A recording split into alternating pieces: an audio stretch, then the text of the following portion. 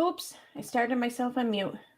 Okay, hey everyone! Wow, holy crap! There's 9 people here. I thought for sure with the interview still going on that I wouldn't really come into many people in here. This is like 9 more than I expected. Hey everyone! Hey, just Brett. Hey Rebel Girl, Claire Murphy. Yeah, I was listening to that interview, and it was interesting. The interview though, the Barbara Walters comment though, that was in regard to Katie and the interview she gave today. So, because I didn't even know that the LB interview was going on until after I made that. So,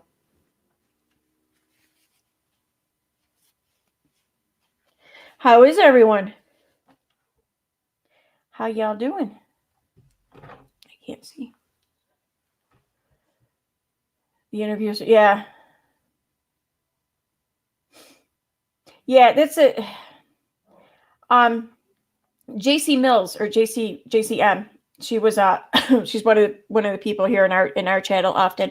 But I saw her in LB's chat, and she made a comment that just made a lot of sense that I completely agreed with. She said, it doesn't. It kind of sounds like this person has, maybe some of these problems kind of still going on, and maybe she shouldn't be giving an interview right now. And oh, hey, there you are.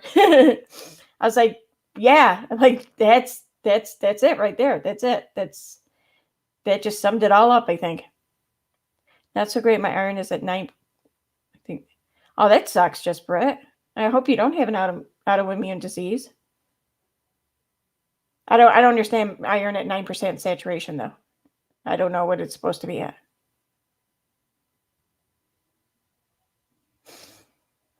Yeah, JCM, you hit the nail on the head over in LB's chat, I think. I saw that comment. I was like, yep, that sums up exactly what I'm hearing right here. No, I'm never going to sleep. I'm sorry, Frank. I know. I'm sorry. It took me so long, Diane. I really wanted to wait to the end of the interview. I wanted to hear it. I thought I wanted to hear it anyways. I did want to hear it actually, but that kind of changed, I think, as I did hear it. And also too, I noticed she had like over 1,000 people in her chat.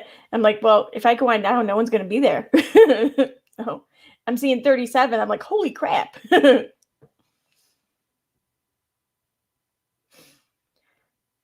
Oh, now I feel bad for being kind of bitchy. Why were you bitchy? You were bitchy.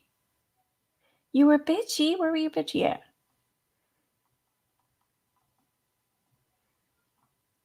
I don't see you being bitchy. Although, I don't know.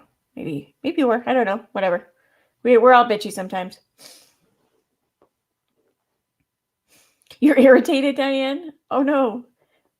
Because of the LB interview? At the Lori? Oh, okay. Oh, I see. You were bitchy over at the interview. Okay. Hey, Nikki May. Oh, I'm sorry you're not feeling so great. I hope you feel better. I'm glad you made it, but I hope you feel better. You're still coding? How long have you been coding for, Spicy? You're bitchy in the chat. Yeah, I noticed quite a few people were a little bitchy. Which, I mean, I know Lori really got to a lot of people when she was, kind of supporting Katie Joy there. I mean, she made a lot of enemies, and she made them very well. I mean, very thoroughly. So, Kathy, and I got my daughter to add a photo, so yay me. Yes, her interview that is still going on. Yeah. Hey, Bo. Hey, Vicky. Yeah, it was driving me a little nuts too. I mean, it's not LB's fault or whatever. I mean, I think she's doing a fine job, but yeah, I think I was maybe it's part because I was expecting something different from Lorianne, and and she wasn't given it. But I think it's part maybe my expectations, but I think it's in large part just I don't know. She's more reminiscent of the person I thought she was before, So it's like it sucks to see that my first impression might have been right. How did Lorianne talk that much while her pants are on fire? I think this many people's first opportunity to address Lorianne and people want answers. Absolutely. Yep. Yep.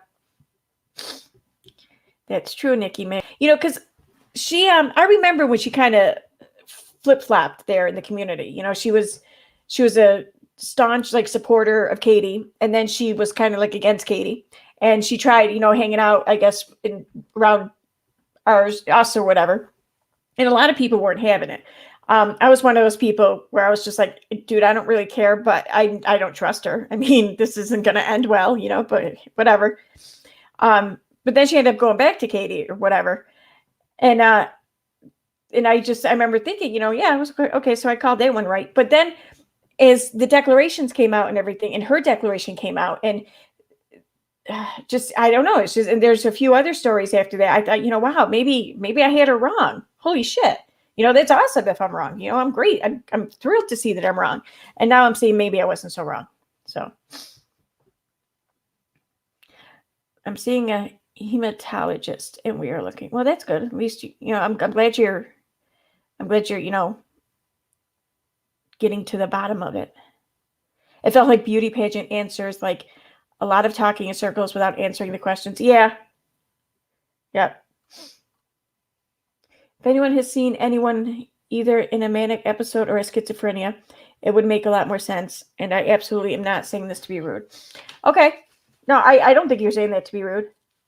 I believe you. I mean, I haven't really seen anyone, I don't think, in a manic episode. I definitely haven't seen anyone with schizophrenia. But I got that sense from her too, that she's just, I don't think she's in a very good place right now. Very stable place for herself, maybe. I don't know how to word it exactly, but like, I feel like she could end up maybe having a lot of bad days very easily right now. I guess. I don't know. I just wonder if maybe this interview is the best thing for her or not. Carolyn Michelle Dunn. Hi, new here. Can I get an update? I'm lost. Sorry. We're talking about the interview that's going on right now over on LB's channel with Lori Ann Barnhart regarding the Tati Westbrook and Without a Crystal Ball defamation lawsuit that's since been dismissed over jurisdiction. Lori Ann had given a declaration in the lawsuit, and some drama, kind of grew out of that. And so they're just going over everything. This is like one of her first, I guess, big interviews or whatever since the whole thing ended. And thank you very much for the super sticker, Aaron L. You have an awesome name, by the way. Yes, circle talk is common in some mental health issues. I wish I was licensed enough to speak correctly. Yes, you are right. She could spiral. Yeah, I get the sense that she could. Go check out Twitter. I don't have one. Okay, what am I looking at on Twitter?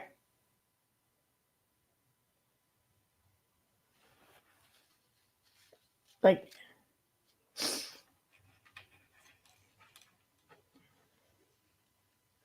what did Salty said something on Twitter? Oh, okay, all right. Let's see. Who messaged me? Oh.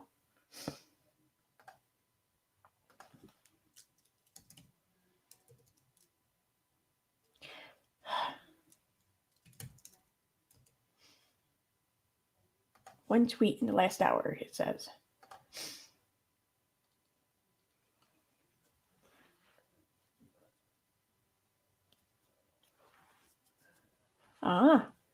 Here, I'll share it with you guys. Just a second.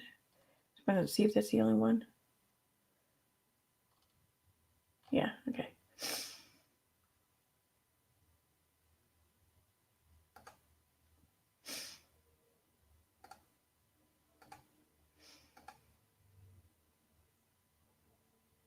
Wait a minute. Shoot this. Oh, damn it. Are you kidding me? Oh, that's right. I'm on freaking Firefox. All right. Well, I already have Chrome open, so I'm just going to pop out and head over there quick, and then I'll be able to share it. So I will be right back. You guys stay put. The stream won't end.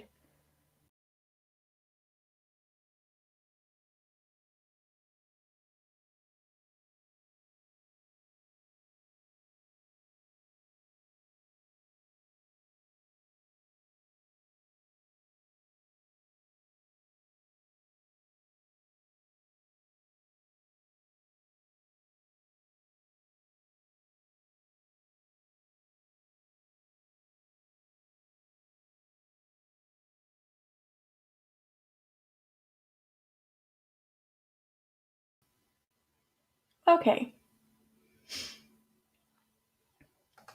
Oh, sorry. Now I can open it up over here. Ah.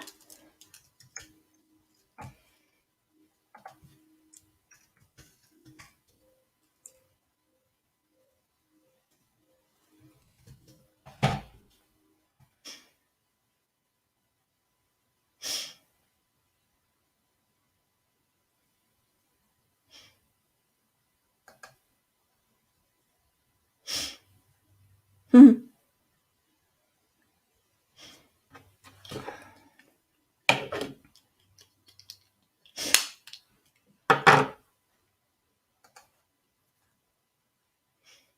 Change that on a minute.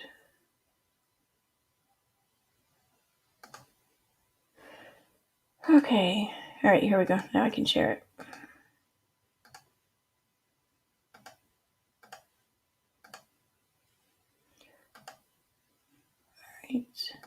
All right, so what Salsa said, I always tell my clients that, quote, no good deed goes unpunished, unquote. Exhibit A. This is one of the many thank yous in writing we received from Ms. Barnhart after she contacted us to get her story out and after she signed the declaration. Nice try, though. And the screenshot says, I sent this to Kathy, and I really want to thank you and Lonnie for helping me out of a deep hole that I felt I was in. It helped me tremendously. Regarding the person, I believe he may be getting into my phone. I don't know for sure. Maybe he is doing it for someone else. Just a thought. Maybe. Some information I found on my phone. So that's what Salzi has to say. And, oh, wait. Oh, no. Okay, those are older. All right. Wait a minute. There's comments on these.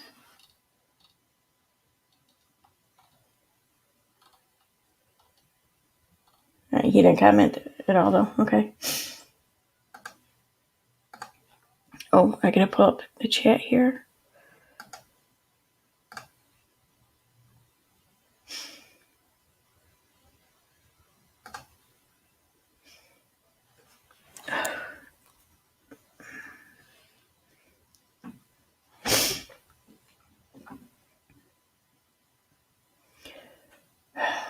I love my computer. It can do a lot of amazing things, but it is so slow. So freaking slow. So slow. Ow.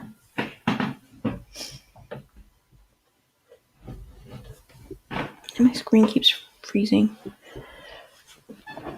Yay! I got the chat back. All right.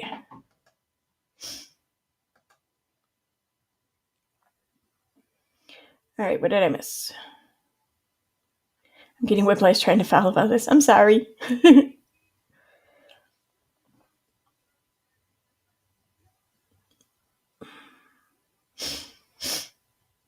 Hey, Inika? Can I call you Hildebrand? It's easier to pronounce for me. Let's see. Insert awkward elevating music.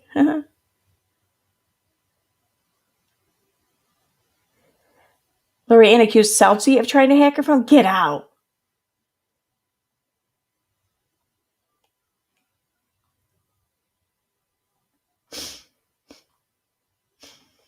Yeah, some people got to be loving that. I heard that there's a group somewhere. I'm just going to leave it at that because it was told to me in confidence or private, whatever. But there's a group of people apparently who are speculating and just, I guess, talking amongst themselves about how much they don't really trust Salty and Nat and everything, and just, I don't know, found that kind of disheartening, especially since the freaking case is over now. I mean, what's the point now? Be sure to check out Hippie Chick's new video. Who's Hippie Chick? Yeah, I heard that, Stina Marie. Something came out of her fax machine. I forget what it was she said, but yes, it didn't sound like that big of a message to me, really, until she read it. She's like, yeah, so I forget what she said, but I got the impression that she took it threatening and she was trying to, sell it off as that. I don't know. Maybe, maybe not. Is there a filter on? I'm seeing orange sparkles all over. No. Oh, wait, there might be. Yeah. Shoot. My bad. I might still have the green screen on here. Yes, I do. Oops. My bad. There. Now it should be gone. Hey, Tiffany. Do fax machines still exist? I know. Scenery, I don't 100% trust any lawyer's parody, no offense, assaults. Oh no, and you shouldn't. I mean, unless they're your lawyer, then I think you should really trust them, because legally they have to be trustworthy to you. But yeah, any other lawyer, no.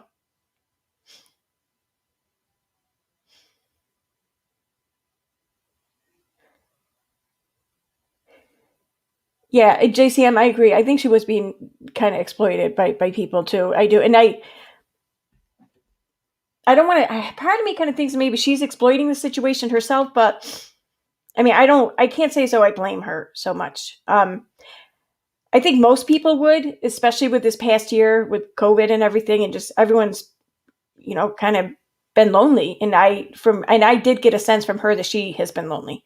So I think a lot of people would have probably exploited the situation to a degree. So I don't blame her so much there, but yeah, I do think she is.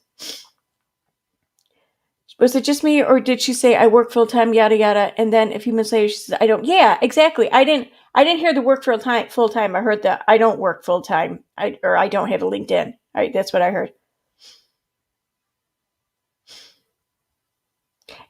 Now that, yeah, that's a good point, Feisty Lady. You can't really get a fax or send a fax without there being sender information.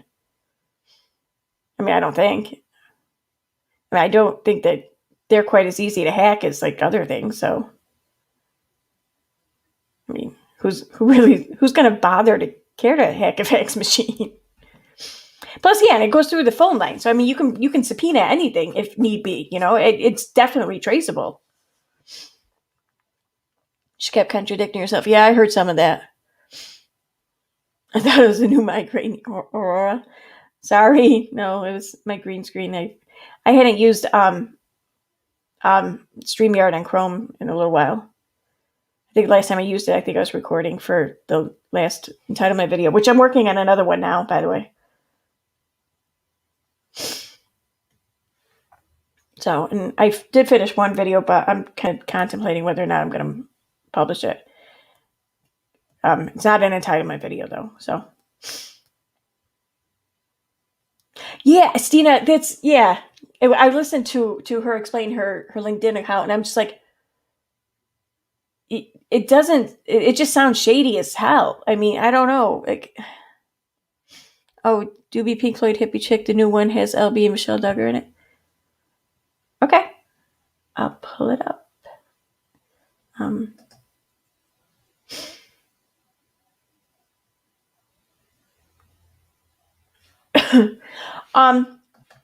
Claire Murphy, yeah, I don't know which one she meant or what. I mean, I've heard of stuff like that being published in the newspaper, like LB was explaining, like if you're trying to find like your estranged spouse or something for a divorce and you have no idea where they are, you have to go through certain steps to make an effort to locate them. And one of them, usually required steps, is to put an advertisement in the newspaper.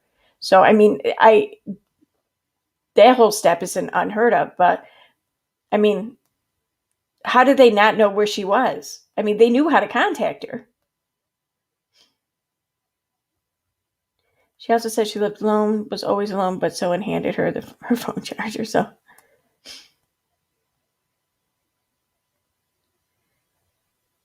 yeah. Sina, that's another thing. I'm not going to sit here and say that I think she went on the show for Katie, but I don't think it was like it was premeditated, like it was planned by the two of them. But I kind of think maybe she herself had the idea to go on the show to give an interview that could be seen as favorable by Katie, in hopes of maybe getting back in her good graces or something. I kind of wonder if that's what she's up to. Yeah, many legal issues require newspaper posting. Mm-hmm. What got me is that she said this was all made up for views. Wow. There are so many less expensive ways. There's less expensive ways to get views, especially for like Tati. And I mean, because she would have to go along with this. I mean, without a crystal ball, okay, maybe views wise, maybe it might pay off for her if she quit being such, an asshole. But um, it's not going to pay off for Tati because she's the one who's paying for everything. I mean, there's so many better, less expensive ways for Tati to get views, and I don't see her doing it just out of the goodness of her heart for Katie. So, yes, you think so too? Yeah, I mean, that is totally true, Aaron. How do you know all of this about law? I studied law and worked in a courtroom for years, and you're really spot on with a lot of things. Um, I've spent a lot of time in courtrooms. No, I'm kidding. I took criminal justice for in college. I didn't graduate though. Yeah, no attorney would do that. Exactly. That's the thing too, because I know a lot of people.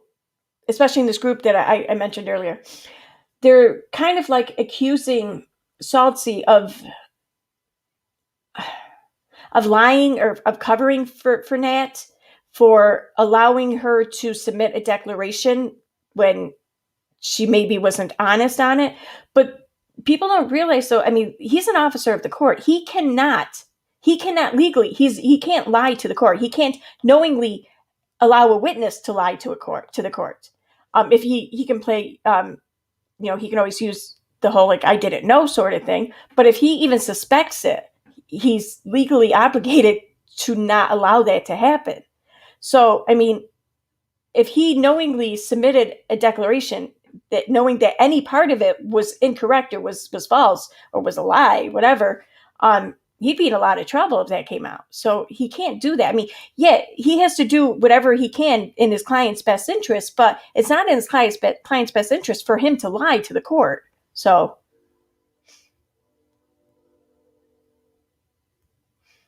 Diane Lewis, I'm lost. Can someone catch me up? I saw Salty's tweet and don't understand.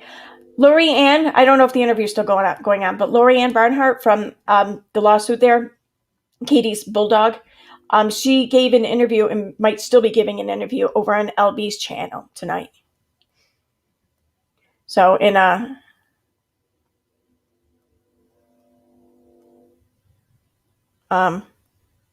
yeah, so I forgot where I was. Oh, so I think a lot of people, a lot of us kind of expected her to, I don't know, just kind of just go into more elaborate detail of what her declaration, of the things that her declaration said, but she's not. She's kind of walking back on a lot of it.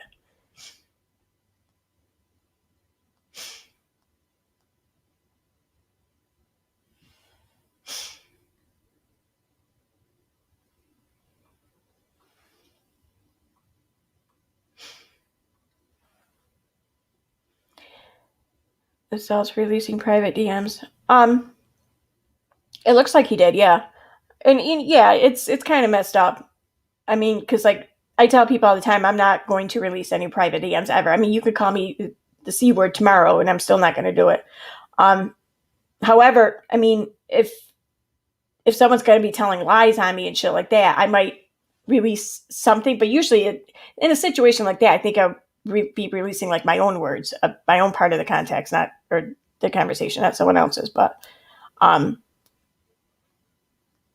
yeah, I don't know. I mean, I don't see why he cares really so much, unless, well, maybe him not caring would reflect badly on his client. I don't know. I guess that would be subjective, maybe.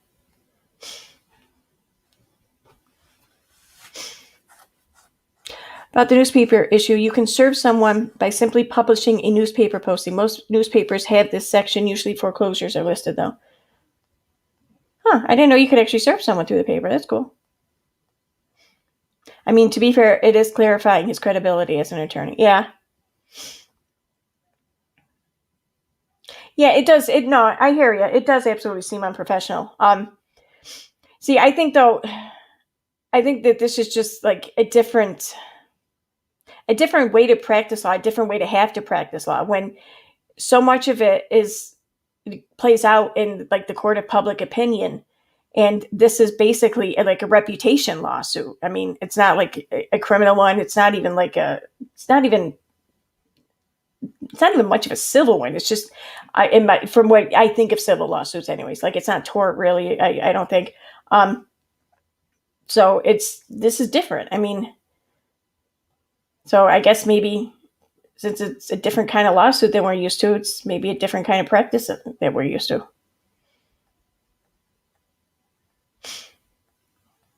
Oh, the red thing, that's the chair. That's all. It's red and black. So your background is a photo because you mentioned green screen. What is the red thing? Just curious. Yeah, the red thing's a chair. Yeah, no, this back here, this is real. I don't have the green screen on. I had the green screen on. That's why you saw all the orange dots. But they're gone now. So yeah, I don't have the green screen up even.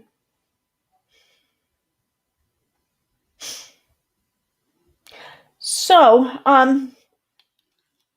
did you guys, did anyone watch the interview Katie gave today with I forget that Reed, I think is his name, or something.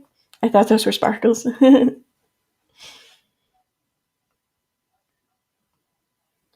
Oh, okay. Well, I'm glad to see you here, Suzanne.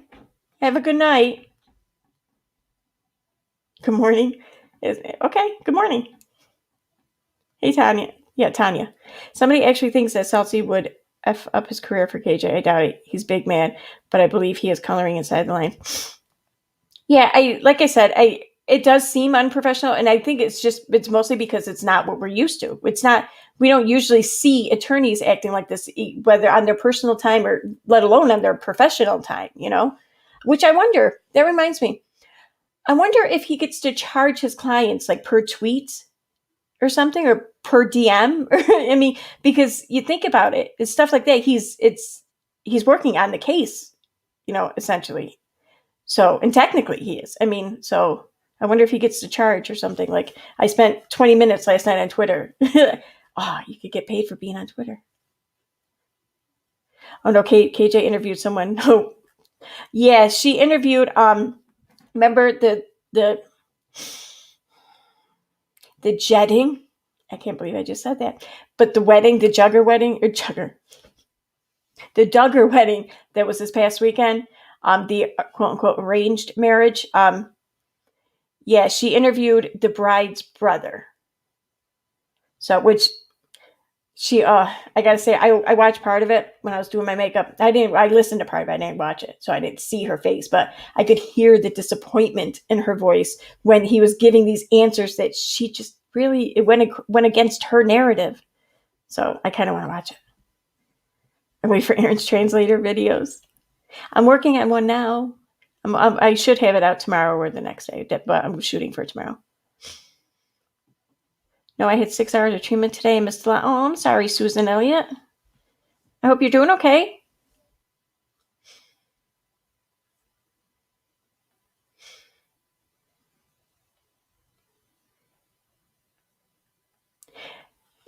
Yeah.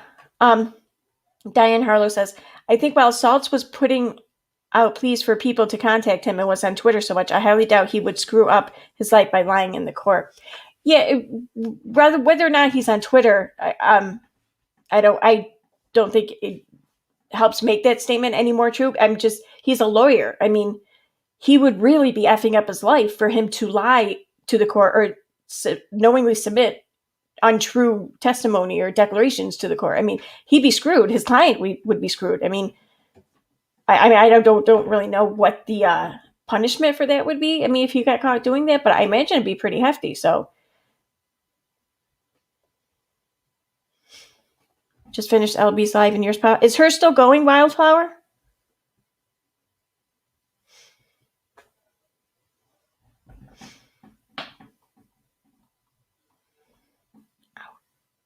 Oh no, I know. I got that, Diane. Don't worry.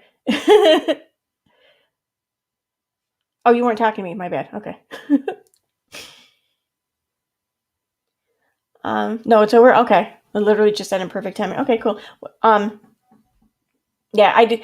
I was going to start at like 11:40, or I think it's the original time I set this. I didn't really want to keep putting it back because it was getting late. Like it's after midnight here. So I'm going to pull up. Oh wait, no, I'm supposed to look at somebody else's first. Shit, now I forget the name.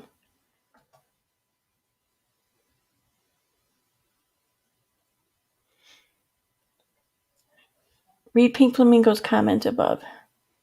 Look at my above comment. JCM, yeah, LOL. That one, or is there another one? Oh, wait. Okay. Leslie just asked her if she's worried Salts will come after her for lying on the declarations because he was watching, and she said, no, come and get me. LOL.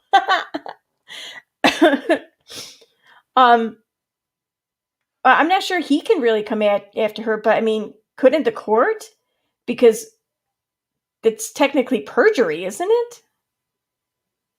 It's immunotherapy for my after cancer. Oh, well, I'm glad it's after cancer. And rather than, before then. That's awesome though. I never even heard of that. I didn't even know that was like an option. That's pretty cool. Yeah, I agree. Wildflower. I think LB did very well too. What do you think about LA? I'm kind of disappointed. I'll be honest.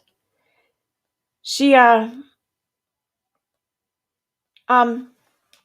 when I was explaining this earlier, when she like months ago, when she kind of like turned on Katie and she was like coming into like our community and everything, like a lot of people were skeptical, and I was definitely one of them. I didn't really care, whatever. It didn't faze me or anything. I wasn't upset about it, but I just didn't trust her still. No, I'm not going there. Then she went back to Katie, kind of, and then the whole lawsuit happened and her declaration and everything, and at first, I was still didn't trust her. I was skeptical. But then a few other stories and everything came out and stuff, and like more filings happened, and we learned more information. And I sat there and thought, wow, maybe I was wrong about her. Holy crap, I'm that's awesome. I hope I was wrong about her. And I started to really think I was wrong about her. But tonight's interview kind of made me feel like a schmuck for that, I guess, because I don't think I was initially wrong about her. I don't think she's quite like the bitch I thought she was. Because I was saying earlier, someone here in chat had said over in LB's chat how it sounds like maybe she has some of these issues that she was mentioning, like still kind of going on with her. Maybe she shouldn't be giving an interview right now. And I thought that was hitting the nail right on the head. So I don't think she's quite the bitch that I used to think she was, but I do think she, I kind of feel like, I don't think Katie had anything to do with this interview, but I kind of feel like Lori did the interview so she could so Katie could see the things she was saying. And I think Lori might, in my opinion, might have some hopes of kind of getting back in Katie's good graces. And I think that was a lot of why she gave the interview, but I could be wrong. So,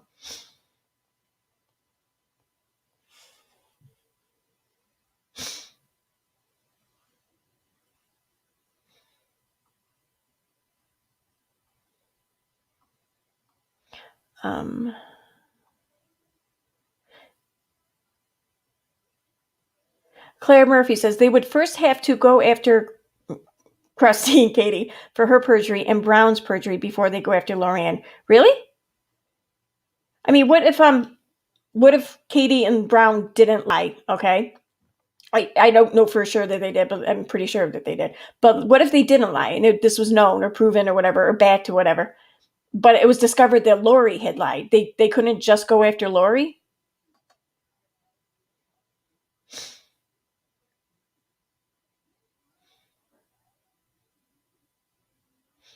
I could feel how awkward this was for LB. Yeah, I think, yeah, I think I picked up on that too.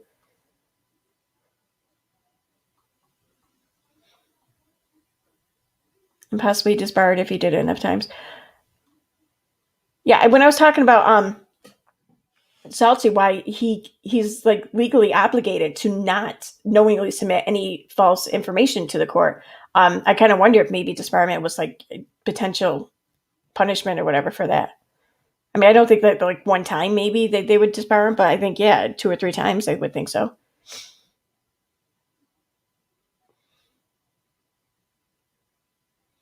She knew enough not to sign Brown's declaration, and she signed Saltz's, and it makes no sense. Yeah, you're right, Cindy.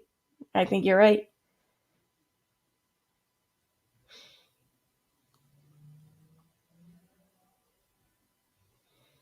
I think Lorianne has a paranoid personality. I'm not even trying to be mean. I think you're right too. And yeah, that's not mean. I mean, some people do. Some people have one more than others. I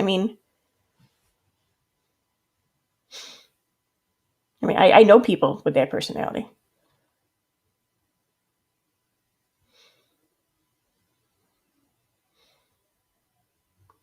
Bye, Wildflower. It was nice to see you here. Anywho's oh. Oh, I thought you were leaving. Oh yeah, good night. Okay, you are. Good night. Lorianne admitted that her declaration wasn't all truthful. She denied the mass flagging and a couple of other. See, yeah, I heard her talk about that. She was saying how maybe she wasn't using the correct terminology or really explaining it right or whatever. No, I think we got it. I think we got it. She was told to hit this channel for bullshit reasons, and she agreed to. I mean, did you see that torn pride flag show up? No, we're over at LB's chat. Oh my god, I missed that. I'll have to go back and check it out. Damn it. I gotta clean up this area. I'm not really set up very well yet. I also think it could be possibly substance abuse. Yeah, I don't think like anything like illegal, but I think like I don't know. I see maybe some symptoms or whatever of like benzos or maybe just normal use, like prescribed use, but kind of up on the higher end, maybe. I mean, I'm not saying she's necessarily abusing it, but I think maybe she's been using it for a while. But that's my opinion. It was in the first like 10, 15 minutes. Okay, cool. Yep, exactly, Frank. JCM called it during the interview and encouraged LP to shut it down. And if LA has just recently gotten out of the hospital, she really shouldn't be on. Yep. Exactly. LB it's Leslie Bass, but she now goes by LB, but it's not spelled LB, it's spelled ELLE, and then I think BEE. Like she basically just misspelled her initials.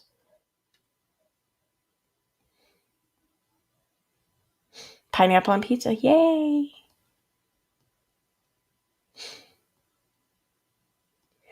I wonder if some of her reason for the interview was to prove to her family she wasn't crazy about some of this, based on what she said at the end and earlier about while she was in the hospital. Yeah, that kind of caught my attention too.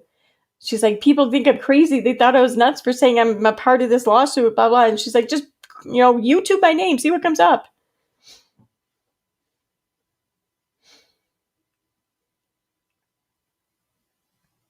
Yeah, Melissa Brown. I have no doubt she was harassed, none whatsoever. In fact, I didn't. She didn't even need to tell me that for me to believe that. So,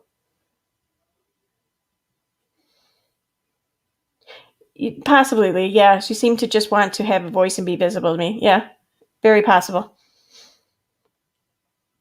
See, I mean, think about it too. I mean, like I mentioned earlier, this past year with COVID and everything. I mean, I think that's hit all of us to some degree, and I think some people it's hit harder than others. And she went from being very close to Katie and that community, and being like one of the big fish or whatever in that community, if you want. I don't know. So I imagine she had a lot of people contacting her. She was interacting with a lot of people online, and then she and Katie kind of had a falling out, and then the whole lawsuit started. She probably lost what the greatly needed community and social interaction that she had at the time. And then the lawsuit happened, and she lost that community. She never was like really accepted into our community. I mean, she could have gone out and found a different community, I guess, but I don't know. So I imagine she might be feeling very lonely right now because she lost everything she had, as far as like people to talk to online and shit, which is sad. I mean,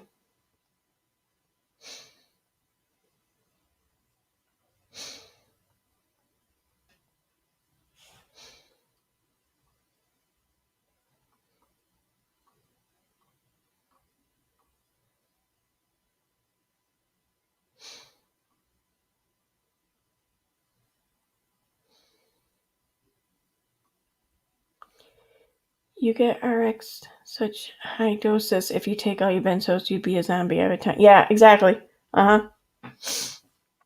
Years ago, I was prescribed Klonopin, and like it was just after a few months, whatever. Then they just kept upping it on me, and I was like, "What? Why? What? Isn't the whole point of this? Isn't this supposed to be like a short term thing? Just to get yourself in a better place to then come off of it and deal with shit? I mean, that's what I thought. So I never really cared for them, though. I mean, the only thing for me, the only thing they were good for was sleeping. Like, if you really need them or something like that, then they're great. They're awesome. But if you don't really need them, I can't stand them. So, but I never had a hard time sleeping. I mean, I could take Benadryl and be out for 12 hours.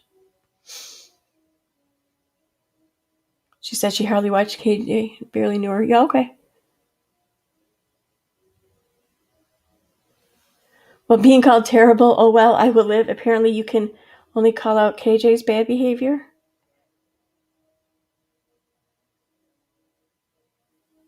I don't know what you're talking about there, Sue M. Where were you called terrible? You're not terrible.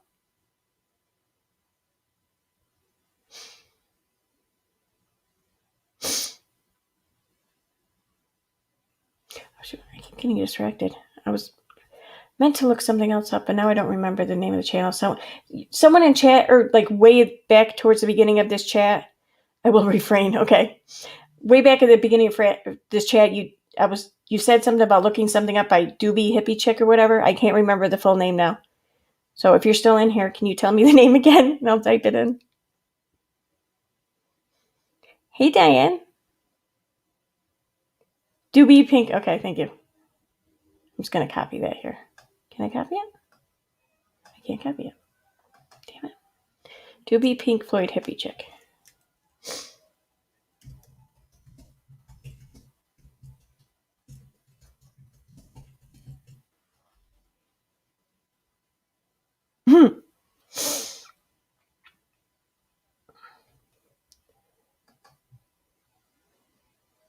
Oh, okay.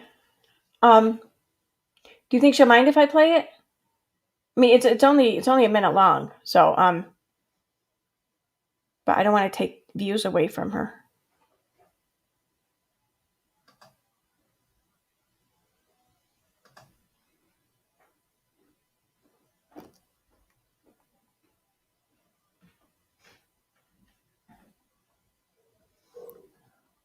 All right, I'm gonna go ahead and play it. She's only has like 100 and something subscribers, so maybe this will help her get views. It has copyright music, but she won't care. Oh, it does have copyright music. It's a minute long too. Do I need the music? I'll watch it on hers too. All right. I'm gonna put the link here.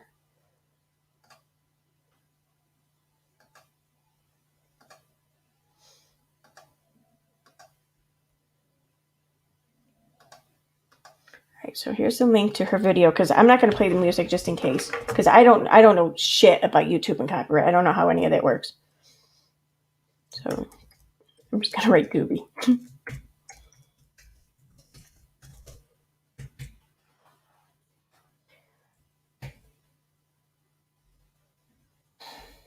My computer's so slow, and I just put it in there twice. Damn it.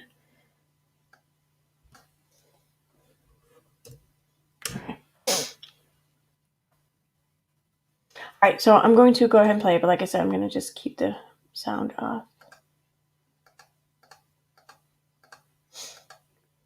Got new band members.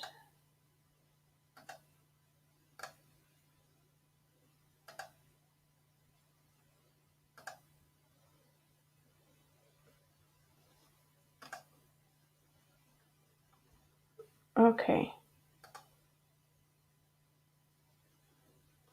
Yeah, I know you guys can't hear the sound. That's on purpose.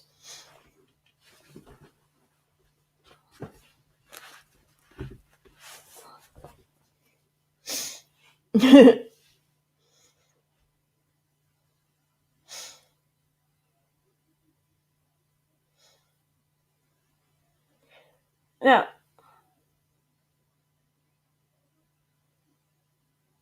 Oh, okay. All right. I get who they are. All right.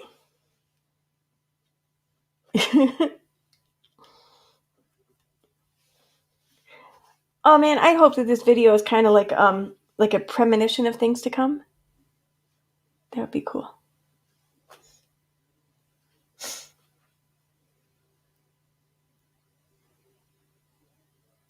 All right. I bet you it's a lot better with the sound. Just saying.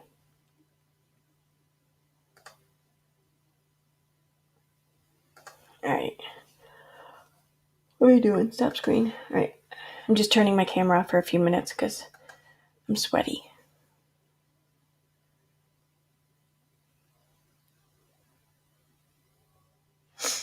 The song is "We're Not Gonna Take It." Yeah.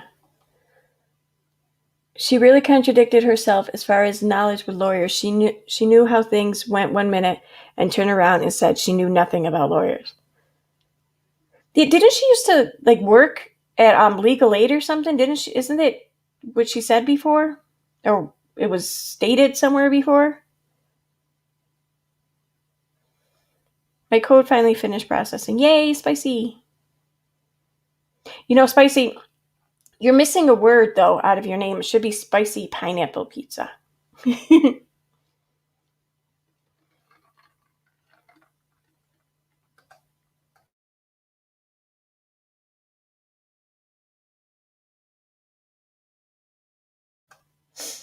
Okay, I'm going to pull up Katie's interview. It's only like 30 minutes long or something like that, so.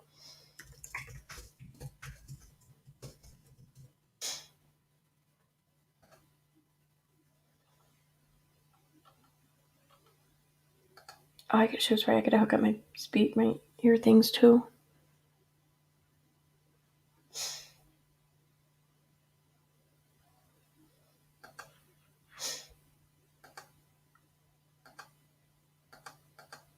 Oh no, it's hooked up. Yay.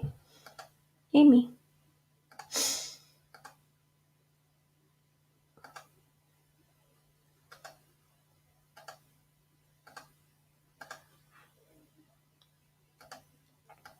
Okay.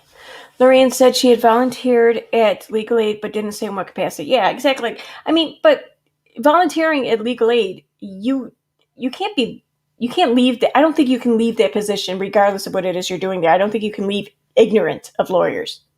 I mean, because it's literally like a place full of lawyers. Heading to the kitchen for pineapple now. Oh, I want some.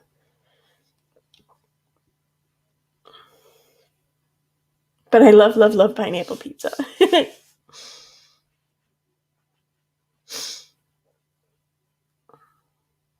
Does KJ's spouse know how creepy she is on the internet? And he went, no.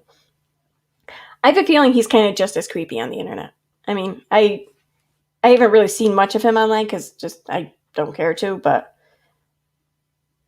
like the only place I've really seen him is on Katie's shit on her platforms or whatever. But also this one website, I don't remember the name of it, but I know his username was Chaos Goat, I think. It's weird. I wonder if this is her one and only source. Did KJ Toad meet online. Yes, she and he told the story one night. It was through, I think it was through like an online dating site they met, and they lived near each other and whatnot. And then they went on a first date, and then like right after that first date, his hot water tank shit the bed, and she ran right over and wrote him a check for like $1,000 something for a new tank. And after that, he was smitten. That's not exactly how it happened, but just that is part of what happened. But I just think it's funny to word it like that. She probably did a truth finder search on him before their first date. Well, possibly, yeah. And there's not much on him. By the way, Aaron, I had to go get a pineapple pizza the other night from all the talk. Yeah. Well, I don't think it was Christian Singles yet. I think you're right. I don't think it was either.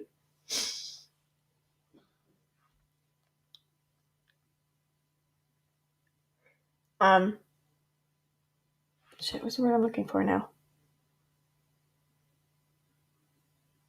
I can't remember now. I can't think of the word. Maybe it was like heathens or us or something. Maybe it was like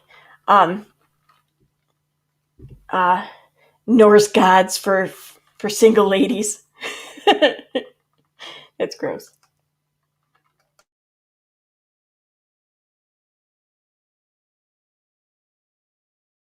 Oh my god, I was drinking my soda when I read that. I was spit it out. Maybe it was single farmers.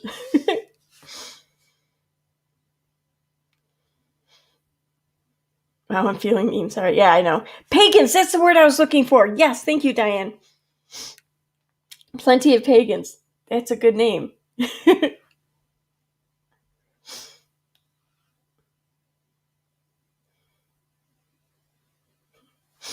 All right, I'm going to start the video.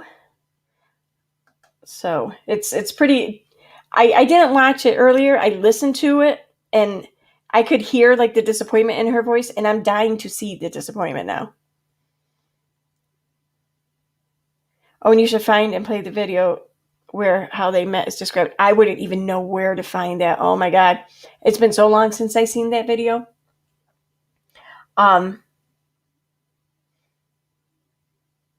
I have no clue. See, I'm trying to picture if it was like one of those videos where the both of them were sitting down in front of the camera, like like they sometimes do.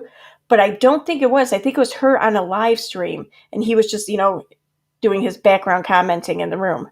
So,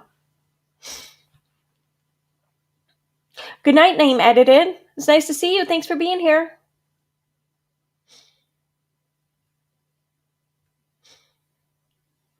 Yeah, I know she's dressed up for the occasion, right? Oh my god, I couldn't believe it. Okay. Katie is not just some like dead soul behind her eyes. That's like she genuinely, to me, seems okay and seems happy. And if people don't want to hear me say that, then that's their own issue, But yeah, there were a lot of cows around in the back. Yeah. Katie and like my side of family, like a lot of them probably might not even see the fact that I'm doing this interview with you, and some of them might actually get mad that I am. But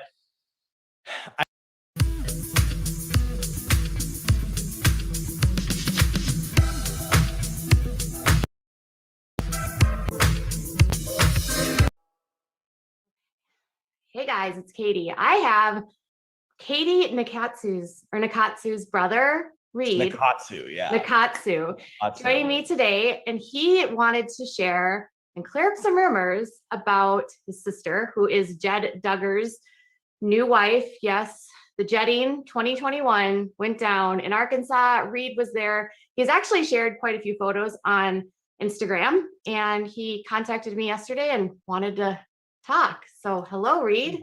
Hello. How are you today? I'm very good. It's a beautiful morning in LA. Nice.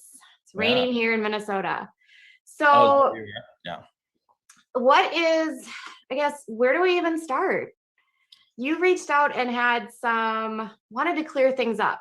Yeah, I've had a lot of people obviously reaching out to me. Like my Instagram is, public. I made it private for a second, obviously, because it was getting so much attention for that, which really shocked me, to be honest. I was not aware of how much attention the Duggar family did. I've actually never watched the show. I've never seen it. Yeah. But obviously I don't like, it's a lot of stuff that people are saying. It's such or not correct information. And so me being separated from that part of the world, I guess I'm like, probably my perspective is a clear one, and people would enjoy or kind of want to know actually the truth of what's going on, if that makes sense.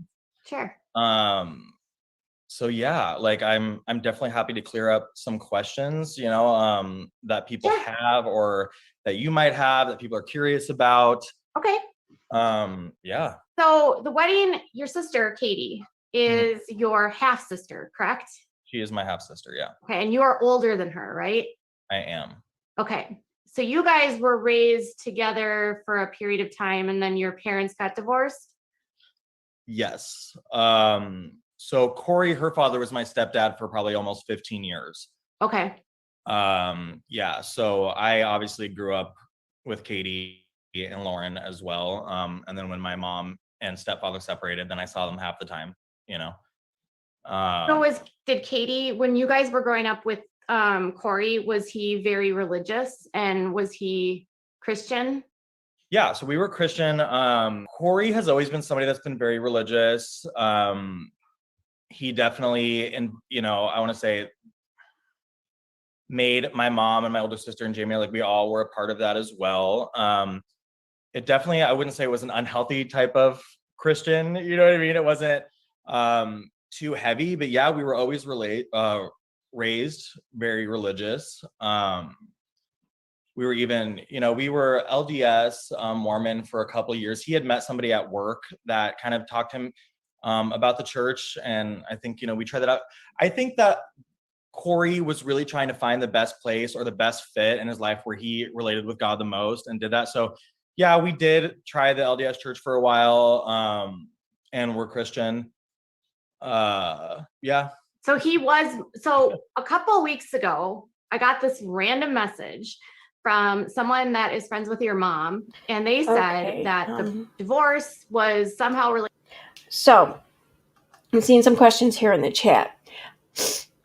Who is Corey? Corey is the father-in-law. If you watched Katie at all this past week, then you heard all about the jetting. Okay, I can't believe it. Second time now I said that freaking word.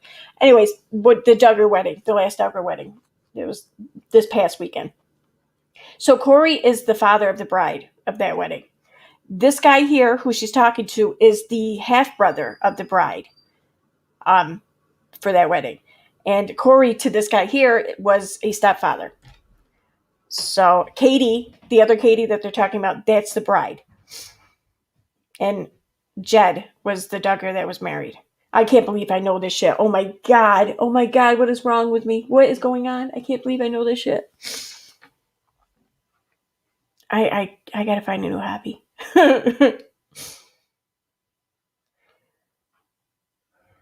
Hey guys, so I want to watch that with you, but I can't see straight, so gonna have to catch you on the replay. As always, I love you. And thank you, Frank. You too. Have a good night. Thanks for being here.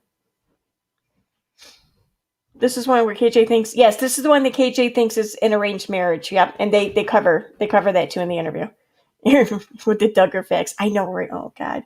All right, I'm going back to the video. How related to your mom still wanting to be Mormon? Is she still practicing Mormon? No. Okay. No, and I don't think that information is actually correct, to be honest with you. I don't think religion had any play in the divorce whatsoever at all. My mom is still a woman of faith. My mom is still like a practicing Christian. I don't think, and I mean, obviously being Mormon is not, I personally wouldn't, because I'm not religious at all. You know what I mean? Yeah. Being raised up very, very religious in that way. I currently am not at all. My mom believes in God. My mom is a practicing Christian. The divorce had nothing to do with religion whatsoever. I think that they just had, differences. Okay. Yeah. So was Katie with your mom or with Corey most of the time after the divorce? It was 50-50. It was 50-50. Mm-hmm. Okay. Yeah. I mean, she might have spent a little bit more time with her dad because he decided to homeschool her. In the divorce, how that worked out, my dad kind of had a little bit, or my stepfather, Corey, had a little bit more say, I think, when it came to education. My mom was healthcare. I think that was kind of how things split up in that. And so the decision ultimately for him was to be homeschool them. I don't know. Bo, are Mormons actually accepted as Christians? I mean, they're the ones who what was the name? Something Smith or whatever, John Smith, where like the writings were like found buried under a tree or some shit like that. That's the Mormon religion, right?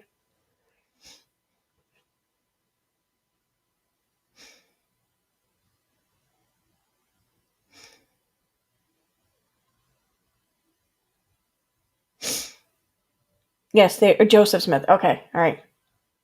My bad. Okay, so yeah, are they Christians? I think it would depend on the Christians you ask. Okay, yeah, that makes sense.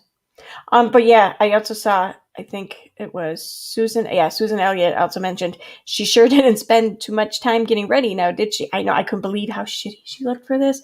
I mean, think about it. She doesn't give like a whole lot of interviews, I think, on her show. I mean, or her channel. I mean, she has a few, but not a whole lot. Oh, Tennessee Vol Mom. I've been meaning to thank you personally for the PayPal the other day. Thank you so much. Yay. Now I finally seen you. But yeah, she doesn't give a whole lot of interviews, but she does give, a few, I guess. And some of her interviews kind of got a lot of attention. And I just can't believe that she went into another interview, and one with the Duggars too, because she, her Duggar content does get a lot of attention. She went into this interview looking the way she did, because this is probably something that's going to be seen by, quite a few people, I would think. So I couldn't believe it. John Smith. Okay, I don't even know. I knew it was Smith. All right. Yeah, Catholics are Christians. Yep. Aren't they like the OG of Christians too? I don't know. Her shirt is the same color as your skin. All I know is Mormons are those Jesus Christ of Latter-day Saints solicitors. Very nice people, though. No knowledge of any of it. Yep. All right. I think the girls at first were like kind of skeptical about it, but in the end, I think that they actually really enjoyed it. You know what I mean? Was your mom familiar with the ATI, which I believe is what they went through? I think that she is, to be honest with you. I really think that when it came down to like how it works and the fundamentals of that, I mean, I think my mom really just trusted Corey and that side of deciding to homeschool them. My mom was very supportive in it. She kind of helped with that, but that really, I think Corey really took over a lot of that. But the girls loved it. You know what I mean? They seemed to really enjoy that. I obviously didn't go to homeschooling or do any of that. I loved public school. I kind of was one that was like, hey, public school is how you meet people and how you become social and how you be a little bit normal. So obviously I've always had that input over on the side. But yeah, I mean, the girls kind of loved it. And my mom knew, it never seemed odd, you know what I mean, that they were being homeschooled. I personally kind of think that homeschooling is an interesting concept. Because like I said, I think that's kind of where you make a kid, right? John says the South Park episode about Mormons was hilarious. They did a Broadway play about Mormons too. I haven't seen it though yet. I can't remember the name of it, but it got like really good reviews. I'm dying to know now, and I have to look this up real quick. Sorry. South Park creators Mormon play.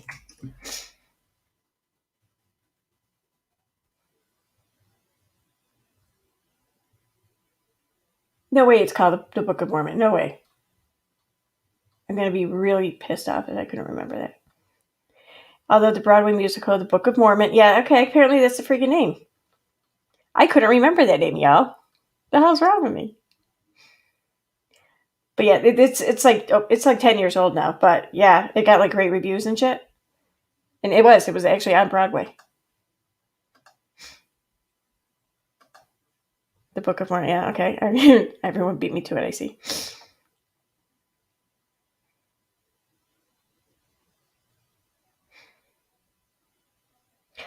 That's interesting. The Reckoning. The early OG church did not operate like Catholics do. Those traditions came about later, and current Catholicism is far strayed from Orthodox Christian traditions. Cool. I mean, how far back are you talking though? Just out of curiosity, like, are we talking like, I don't know, close to 1,000 years ago? Or are we talking like 1700s?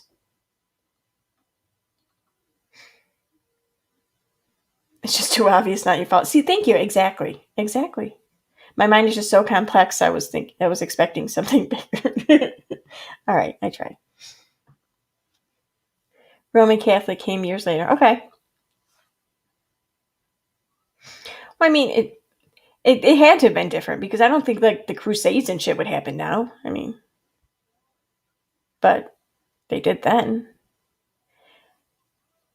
England broke because Henry VIII wanted a divorce. Yeah, isn't that like how Protestants, the Protestant religion, kind of formed because he wanted a divorce? It's funny because when after my father died, I went looking into like our ancestry and everything, and we're descendants of one of the like first families from Europe to come to the new land or whatever. Like this, I don't even know, like 1600s or something like that. They came from the Netherlands, and they came here. The people who I'm a descendant of, the couple, they came here because they were Protestant and they were running for their lives because all the Protestants were being chased out of Europe or something.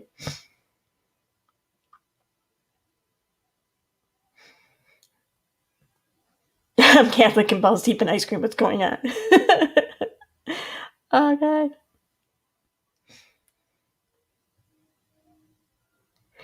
Oh, God.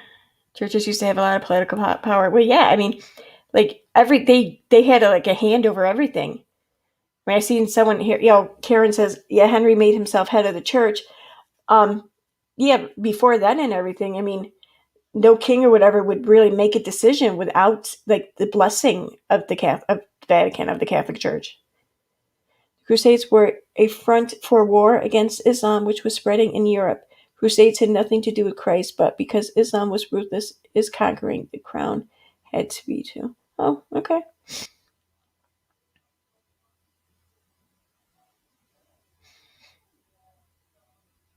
Boy, Catholics just really don't like competition. Taking out, Islam, chasing my Protestant ancestors out of Europe.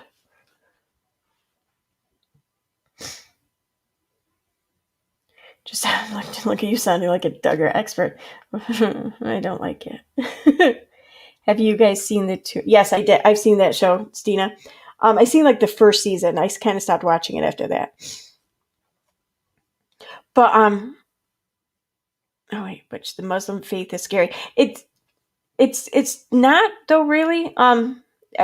It's just like with these Baptist fundamentalists or whatever sects of Christianity. You get the same thing from Muslims. I mean, you'll have some sects, I guess maybe that are scary and others aren't. But I don't know I know they're not parishes. I can't think of what they're called now. It's not synagogues either. Can't think of their holy building name. But I imagine some are just better than others. Some are worse than others, and some are extremists really, and just others aren't. Just like with Christianity, I mean, if you really, I feel like there's two Jesuses in our country. There's like the Jesus we all knew and grew up with, especially if you went to Catholic school. And then there's the Republican Jesus where, the conservatives, that's the Jesus they follow. So I think Muslims the same way. Mosque. Thank you, JCM. I mean, if you actually learn, I mean, I wrote something about the faith years ago, and I did spend, like a week or so learning about it. And it really is a pretty religion when you don't get into the fanaticals, parts of it. Just like I could say the same thing about Christianity, though. Yeah, Islam is often misunderstood. I know a lot of people who have no trouble blending. Yeah, I'm sure that like people like outside of the United States, especially like overseas and everything, when they hear about like American Christians or whatever, they probably picture like right-wing Trump supporters or whatever, extreme right wing. And that's not at all representative of Christianity. So I think maybe the fanatical Muslims are kind of like that. Just they're not really representative of the faith, but they're representative of their community of the faith, I guess. I lived in Saudi Arabia for a time. It was interesting. Oh, wow, I bet that was interesting. Yeah, extremism is scary, not Muslims. Yep, exactly. And any religion can be, there's just extremists. I mean, wasn't there also like a Buddhist who set himself on fire or something in Tibet or some shit?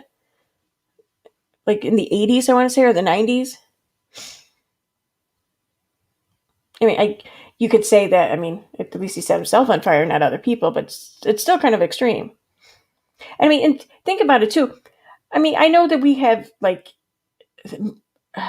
I don't know, I guess we have like a fear or whatever of Muslim terrorists and stuff like that. But when you think about it, really, we had terrorists all throughout like the 50s and 60s and 70s and 80s and even into the 90s if you look at the IRA. I'm sorry. And I'm Irish, by the way. And my family actually were supporters of the IRA. But I mean, there was, God, something like 10,000 bombs or something like that. I want to say I read that they were responsible for throughout like the height of that war. But they don't believe he was the son of God. Yep. Okay, all right, I'm going back to the video. I'm getting distracted here. Is in high school, you have those experiences, you meet people, you kind of learn how to be social. Well, yeah, and she seemed to be in middle school and she loved it, and she was like seemed to have a pretty normal childhood, going on vacations and wearing pants and being very normal, so to speak.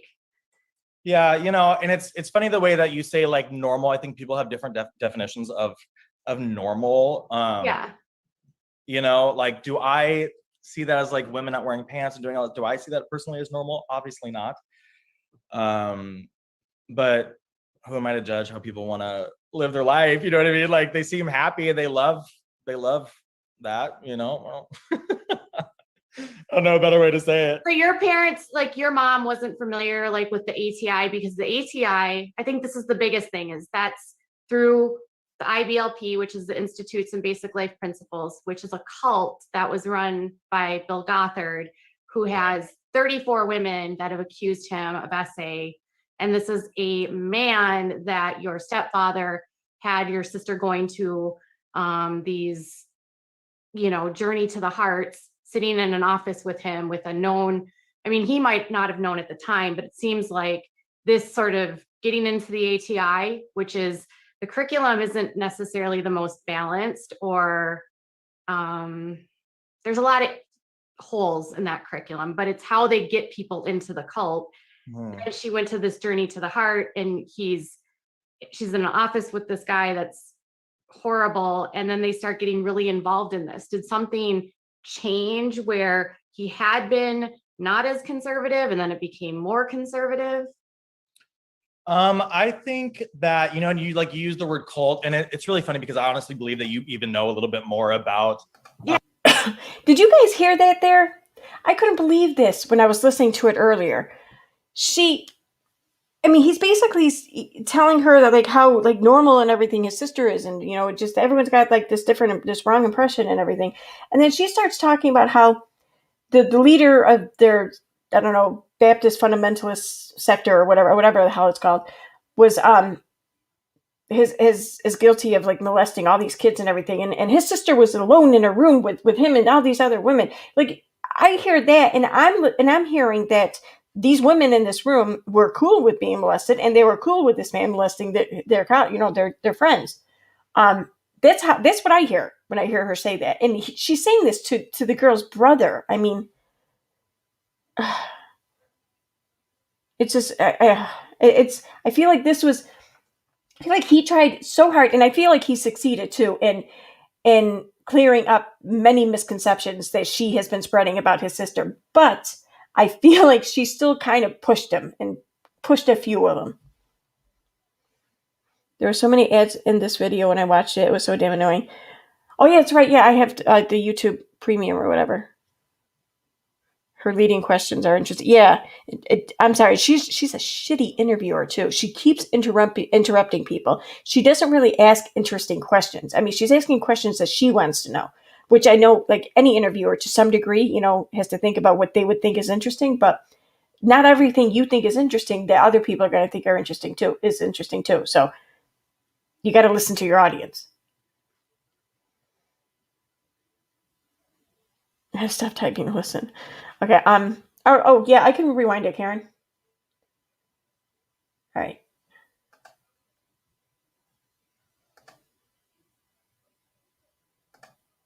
Day. I'm very good. It's a beautiful morning in LA. Nice. It's raining here in Minnesota. So, Oh, yeah. What is, I guess, where do we even start? You reached out and wanted to clear things up. Yeah, you know, I've had a lot of people obviously reaching out to me. Like my Instagram is, you know, public. I made it private for a second, obviously, because it was getting so much attention for that. Which really shocked me, to be honest. I was not aware of how much attention the Duggar family did. You know, I've actually never watched the show. I've never seen it. Yeah. But obviously I don't like, you know, it's a lot of stuff that people are saying. It's such or not correct information. Mm-hmm. And so me being separated from that part of the world, I guess I'm like, you know, probably my perspective is a clear one and people would enjoy or kind of want to know actually the truth of what's going on, you know, if that makes sense. Sure. So yeah, like I'm definitely happy to clear up some questions, you know, that people have or that you might have that people are curious about. Okay. Yeah. So the wedding, your sister, Katie, is your half sister, correct? She is my half sister. Yeah. Okay. And you are older than her, right? I am. Okay. So you guys were raised together for a period of time and then your parents got divorced? Yes.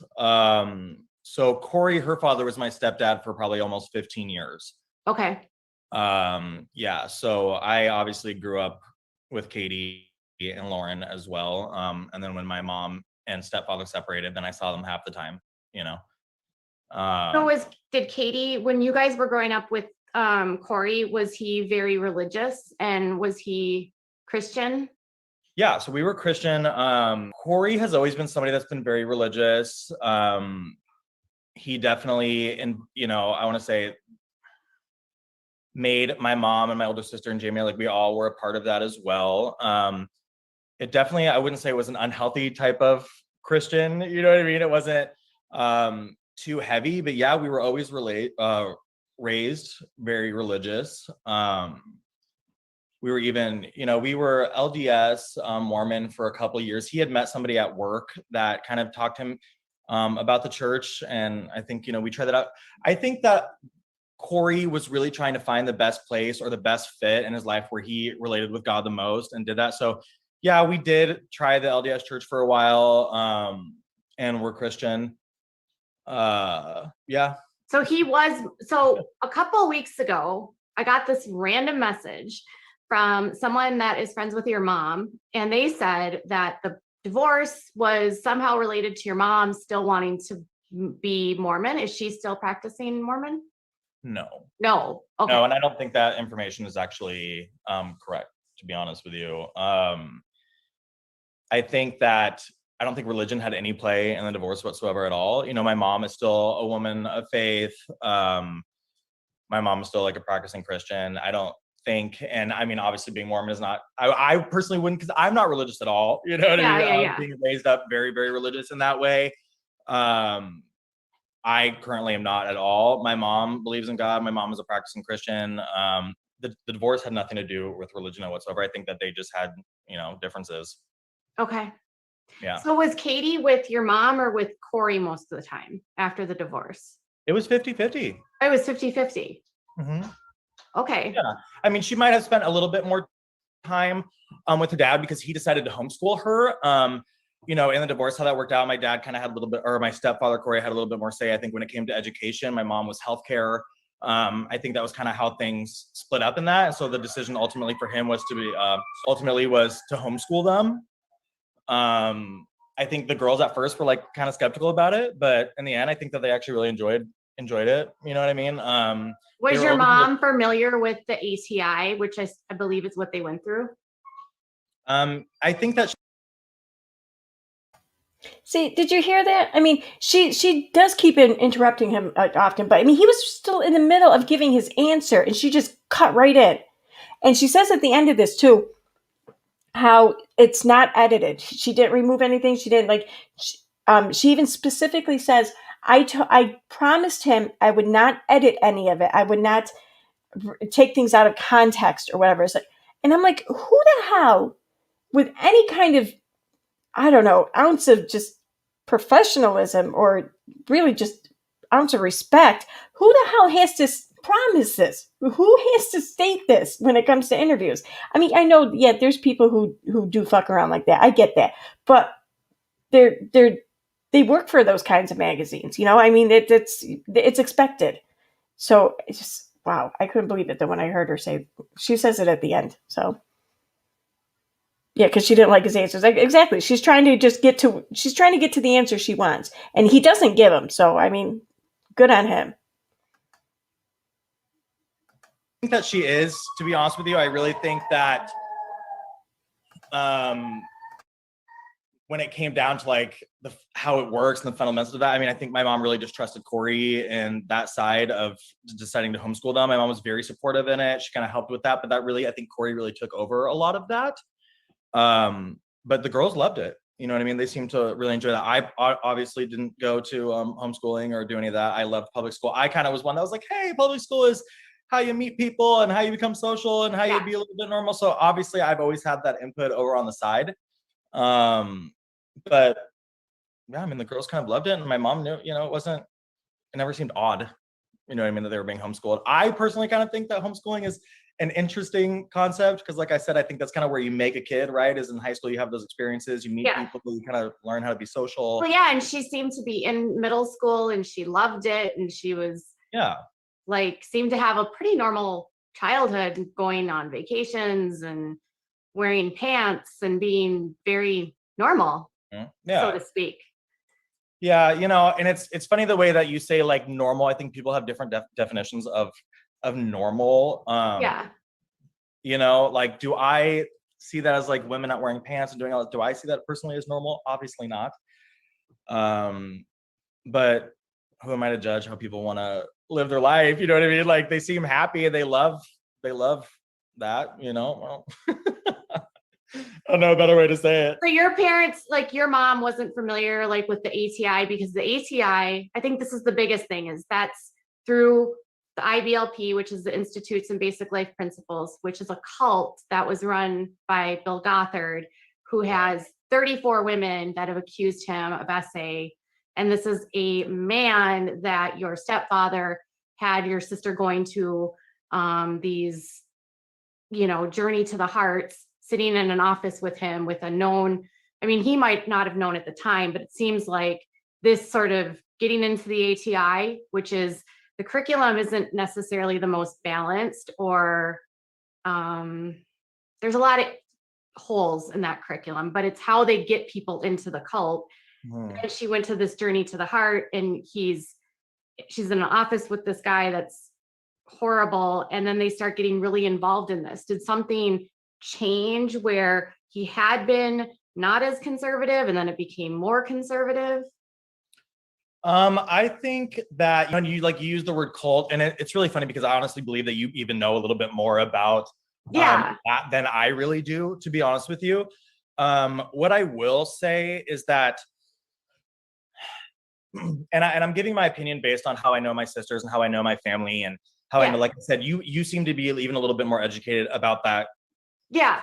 And nobody here is like saying your sister is a bad person. Yeah, she was a child. She was a child. And I can definitely say that if that is a part of that group, in basic life principles, whatever, I think that there's probably some degrees of separation with that, which has gone on, like Gothard and like all that kind of thing. I really don't know enough to speak on it to be like how involved he was in everyone else's lives that were a part of it. Like, I really don't know all of that. What I can say is that typically when I think of like of a cult, and like, you know, I always find that kind of stuff very interesting, being like in the Mormon church a little bit. And like I said, I'm not really religious anymore, at all. Not really religious anymore. I'm not religious at all.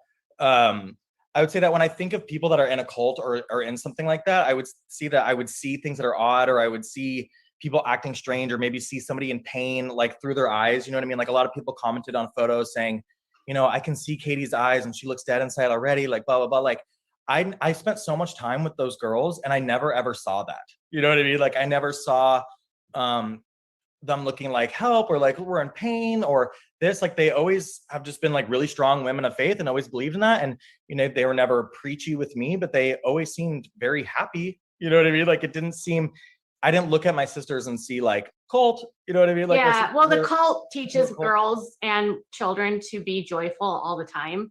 So that's kind of a part of their teaching, but we don't have to spend tons of time in that. Obviously, we want to talk about your sister. So she got involved in all this, but was still spending time with you guys and was with your family, and it didn't really overlap, is what you're saying? Like, no, not at all. I mean, you know, I think when there's divorce in the family and, you know, they are my sisters, I've always looked at them like they're my full sisters, but ideally they're not, or actually, you know what I mean? So there was, you know, they would spend time with their fathers. So did I know every single thing that was going on in their life when they weren't with us? No, I didn't. And, you know, as I got older and I moved to California, I was like doing my own life, which was obviously very different from theirs.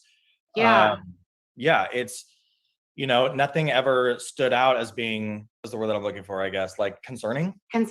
Sure. Yeah. You know what I mean? Like nothing, I never sat here and thought like, oh my gosh, my sisters are being raised in a cult. Like what is going on? You know, and that never really happened. It didn't like conflict. You know, my mom has always been supportive of my lifestyle and who I am, and loves me, and then has been also supportive of theirs as well. You know what I mean? And kind of, your mom seems like a wonderful lady. Like my mom is amazing and couldn't be a better person. Yeah. I was like looking at a lot of her social media and she just seems so positive, and yeah, she's great, you know, and to be a mom that has daughters that have their faith and believe in what they do, and then to have, you know, as people say, a flaming liberal gay brother in Los Angeles, you know what I mean? And to be super supportive of that as well. Like it's, you know, it's beautiful. And I think sometimes she wonders like, oh, how is this all going to play out together? You know, I think that I was probably the biggest picture, especially with this wedding.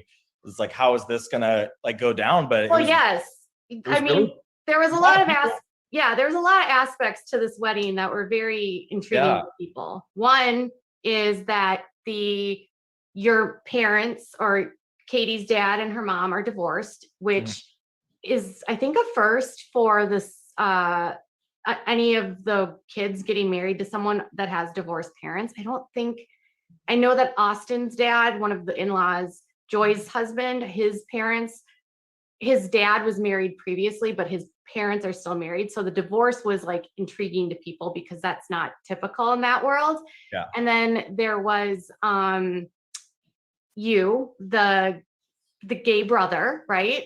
Hey, yeah. Hey, which fans love, right? Because they want to see that. And then there's also this aspect that Corey is his dad's side of the family is Japanese. So there was all of these like layers that were unique to the situation that were very intriguing to people, and it was very different.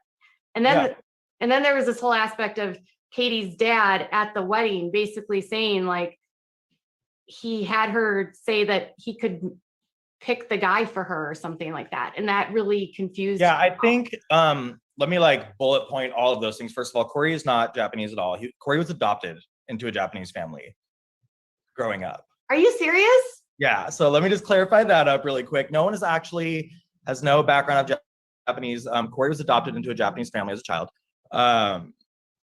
So that's kind of where all that, so no one has any Japanese origin. That's where the last name comes from, is he was adopted into a Japanese family. Okay. There's anything wrong with me saying that, right? No. Yeah, I just think everyone's like shocked about that because it's so funny. People are like, oh yeah, you can tell she looks Japanese. And I'm over here laughing because I'm like, no one is actually Japanese.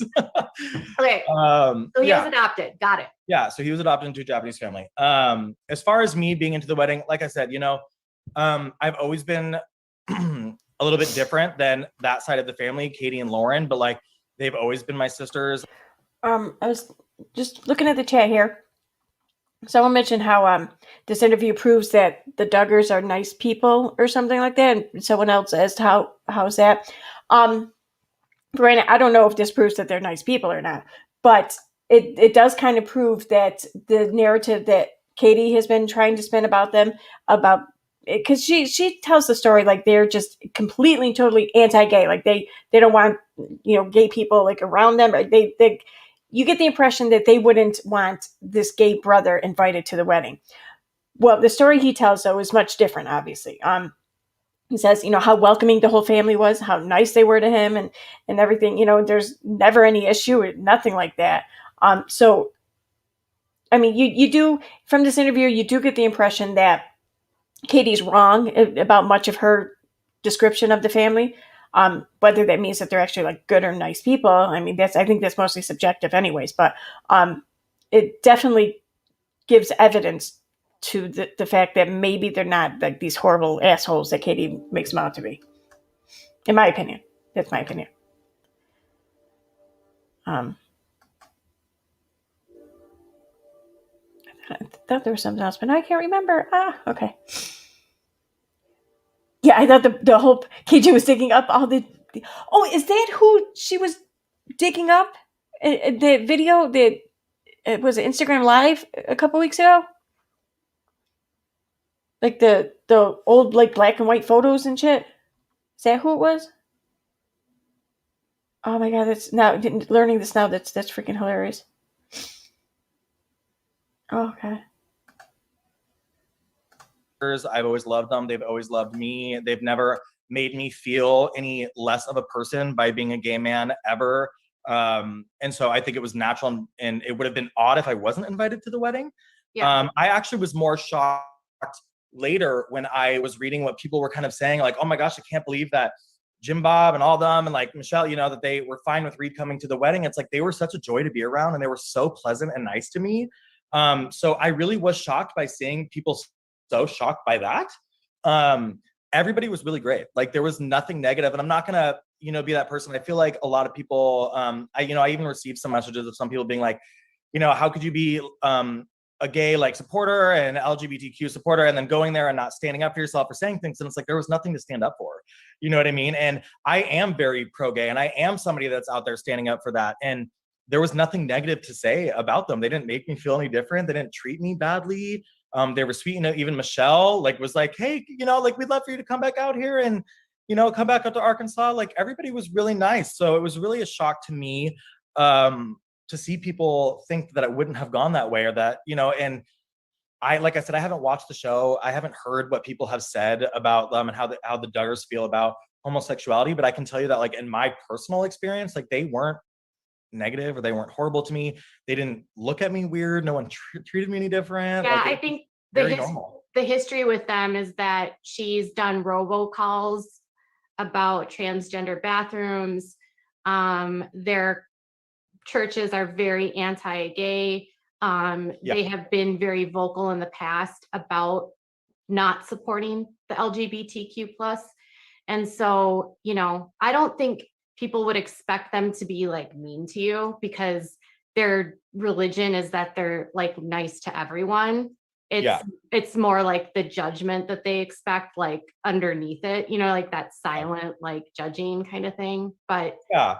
And I guess what I'm trying to put out is like, regardless of their beliefs, I mean, every religion has their belief. I mean, that's why I choose to not be a part of it, obviously. Mm-hmm. I could be the same exact person and sit here and say, I don't agree with religion or being a part of this, and I could be judgy and be kind of weird, as much of into the, I guess, the gay world that I'm in, I could just as easily be somebody that's like, y'all are crazy, you know what I mean? Like, but I choose not to do that. Yeah.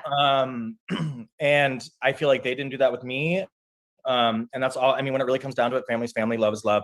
I think that's how we want the world to be, right? Like in an ideal world, we want people to be that way, and we don't always agree with each other. And I want to express also that, like, by me saying this, like, I am I'm obviously a flamin' homo, in West Hollywood, mm-hmm. California. So, and I'm very supportive of my side of the world, but I'm not going to claim that somebody was acting or treating me in a different way than they were. You sure. No, I don't think anyone expected them to be like mean to you. Right. Well, I guess the shocker with that too is that they like in a way almost made me feel welcome to come back later. You know what I mean? To meet them. So it wasn't like, oh, let's get this wedding over with and then we don't have to be around him anymore. You know what I mean? Like it wasn't like at all. I even spent, time with Jed, like on Christmas. I met him with my family. He came out to Arizona. And I spent time with him on Christmas, like great guy. You know what I mean? Like reading a lot of stuff about what people are saying. It was just really shocking to me because I'm like, this is not the person that I met or made me feel like that, A lot of people are like, Jed is like, how does Reed feel with his sister marrying a man that's a raging homophobe? Like if he is, he doesn't show it. You know what I mean? He didn't act that way. The public just has a very long history with the Duggars. So obviously they have much longer than I do. Yeah. And a lot of the things that they've said or done in the media that have been homophobic. Mm-hmm. And, she specifically did these like robocalls telling people that all people that are transgender are predators. And, they just have these really bad beliefs about it. So I think. Yeah. And I obviously don't agree with those statements. You know what I mean? Yeah, no, and right. But I don't think people would expect them to be like rude to you. Right. Okay. Yeah, I'm not muted.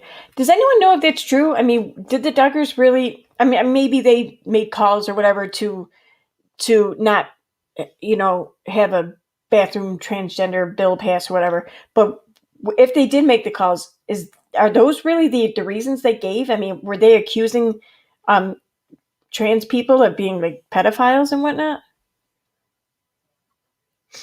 Linda Paul, they are totally against LGBT plus folks, but they are not going to be aggressive toward the brother to his face. Michelle's sister is gay. The game is about conversion. Katie's right. Oh, I don't doubt it. I mean, I'm asking now. I don't doubt that they made these phone calls. I'm just wondering how dickish they were about it, I guess. Oh, thank you so much for the super chat, Sheila Foster Swanson.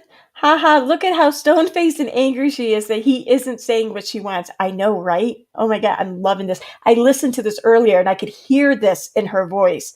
Now I'm seeing it and it's like twice as funny.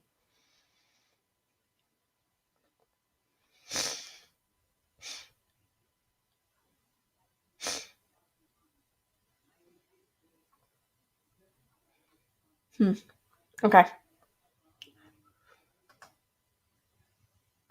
I feel like they would probably invite you over to try to convert you, but that's just my opinion. Good luck.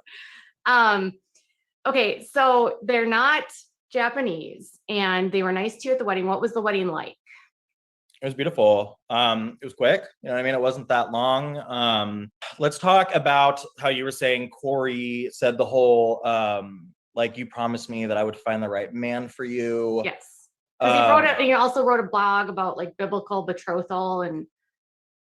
Yeah, I'm not going to claim that to know too much about that. I can tell you that the marriage, to my knowledge, okay, and the perspective that I would see, like, I know that Jed and Katie, like, that was not an arranged marriage. Like, they weren't like hooked up by their parents to kind of make that happen.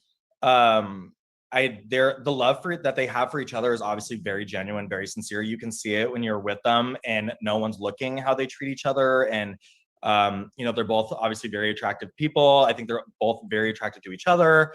Or I know that they are. As far as it being an arranged marriage, and I'm seeing a lot of people saying like, oh, it was arranged. When I don't, and the thing is that Corey always had a way of like saying things that he didn't necessarily mean when, like, if that makes sense. Like, I don't necessarily think that in that statement, he was trying to be like, I found the perfect man for you, Katie. Like, I don't know, like, can I be 100% honest and say, like, a lot of when they talk in scripture and like that kind of like all tongues to me, like, I don't really, I don't really follow. Like, I didn't even pick up the arranged thing, and that's what he was saying until people were commenting on it later. I can tell you it wasn't an arranged marriage. You did say that the dads kind of wanted it to happen though, right?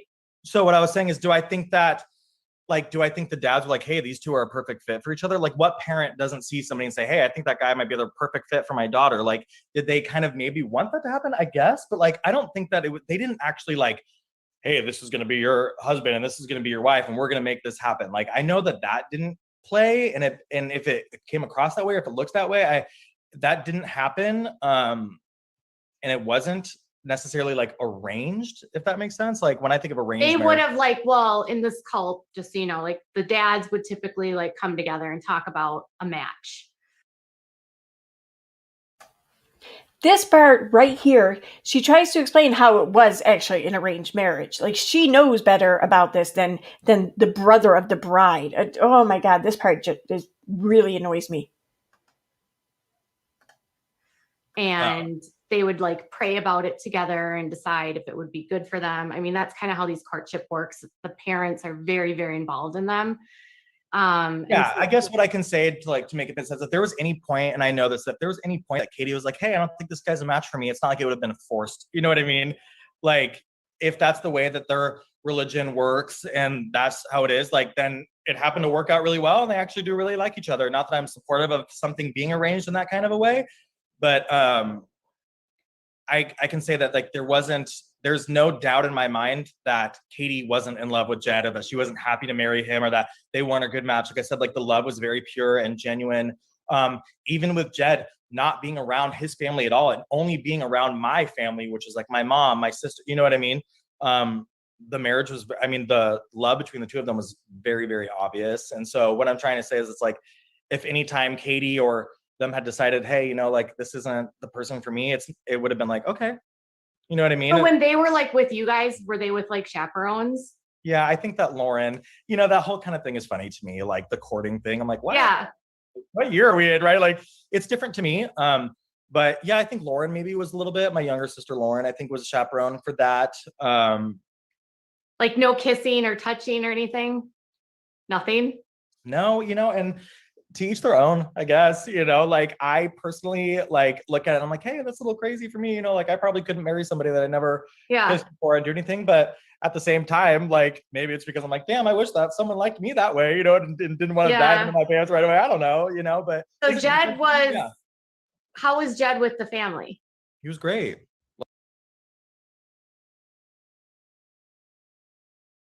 Oh, okay, there we go. I'm watching the chat here, and I'm seeing a conversation going, and like this is a subject that just I love, so I'm going to butt in. I'm going to butt in here. It's the one going on about hate speech. Freedom of speech does kind of include hate speech. It depends, though. I mean, first of all, hate speech, you can still be like civilly, like I guess sued or whatever, depending, you know, on the circumstances or whatever. But as far as criminally goes, it has to be speech that pretty much incites violence, or this could qualify as like leading to harassment, I guess, or whatever. So basically, it isn't so much the speech itself that is considered unlawful. It's the results of the speech, more or less, that's considered unlawful. And I know a lot of people, like we had a story here where someone in the next town over, they hung a mannequin up on their front tree and like spray painted it black and hung it by a rope or whatever. And it wasn't around Halloween or whatever. And like, what they did was not against the law, you know, but there was a Facebook thread about it, and their town's sheriff, or their town's chief of police, I'm sorry, it was a town, or they actually had their own police force, but the chief of police there got onto the Facebook thread. And and he had said this on in the thread, and he also said this in an interview with one of the radio stations. And he had said unfortunately, when it comes to freedom of speech, this is what's a result of it or whatever. And that just struck me as unbelievable. Like he's, I guess an authority figure or whatever. And he's saying, unfortunately, because here's the thing, in my opinion, when it comes to freedom of speech and when it comes to even hate speech, fortunately, that's allowed, because if it wasn't, then the people who hold these beliefs would be forced to share their beliefs and express their beliefs or whatever in secret. Since this speech is allowed, then we can know if our neighbor is a racist. We can know if the family down the street that our kid might be going over to hang out. We can know if the father over there is like a misogynist. We can know if the house in back of us is a Nazi. You know, like If it wasn't for freedom of speech, we wouldn't know who the people are around us. We wouldn't know who's in our community, who we can trust, who we're letting our kids, whose house our kids are going over to. And it just, when I heard this, the chief of police say, unfortunately, I was like, no, this is fortunate that we can know this. I mean, it sucks. I mean, the problem is the beliefs themselves. That's the problem. I mean, we should absolutely try to just squash those, shitty, damaging beliefs. But the ability to express who we are, good and bad, is a good thing, I think. Yeah, exactly. Freedom of speech is not freedom from consequences. It's just freedom of legal consequence from the government. There's a million other consequences you can face, mostly personal or societal, but there's also civil consequence, or like losing your job, or all kinds of shit. I so agree with you on this. When people are being twats on the internet, for instance, you see it in all its glory and know who you're dealing with better than hidden. Yeah, exactly. Better the devil that you know. That's why when Parler got shut down, I just thought, why? Why would you do that? Because, I mean, if they were on Facebook or something, yeah, that'd be an issue because everyone's on freaking Facebook. But the only people on Parler were the people who pretty much all held those same beliefs. So you had them off in their own little corner, not bothering anyone else, really. And you had them still expressing themselves publicly on a platform that anyone can visit and view and document and monitor. Why would you want to get rid of that? I mean, that's exactly what you wanted, I would think. Yeah, people put in their front yard their thoughts on issues. Yep, exactly.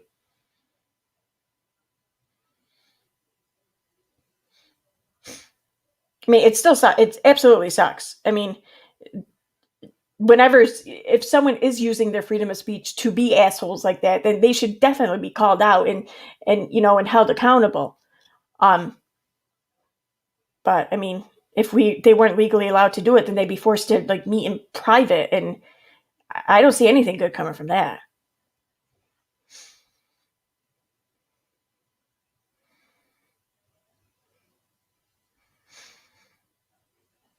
And Diane brings up a good point. My daughter's gay and can say she is without being stoned.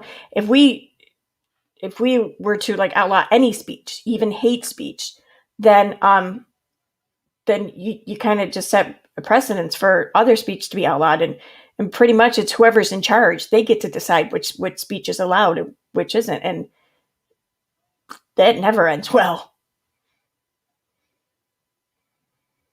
Right. I know Beauty Demon. I know Parler was making death threats, and it was on the heels of the insurrection thoughts where they were planning another attack and spreading false information. Yeah, absolutely. Oh, I agree. All of that's true. But that's the thing, though. By closing down Parler, then you're forcing them to do all this somewhere else, and you don't know where. And chances are it might not be someplace that's easily monitored. Sometimes you got to let the criminals have a place to meet, so you can find out what crimes are going to happen. Because the crimes are going to happen regardless. I mean, if you take away the meeting place, and you may delay the crime, but it's bound to happen. It's tricky when false information gets spread into the real information, but it's protected under freedom of speech. Yeah, exactly. See, that's the thing, though, Beauty Demon. I don't know. Like, I following the anti-vaccine movement on social media. I kind of got to a point where just I wanted to support so much of that, not being outlawed, but kind of banned. Like, I think that the platform should do a little bit more about it and everything. But legally, when it comes to the government, you can't outlaw it. But then again, if you can, I think that there should be like tort litigation allowed for the spread of vaccine preventable diseases by misinformation from anti-vaxxers. I mean, it's not criminal, but it's still, held accountable.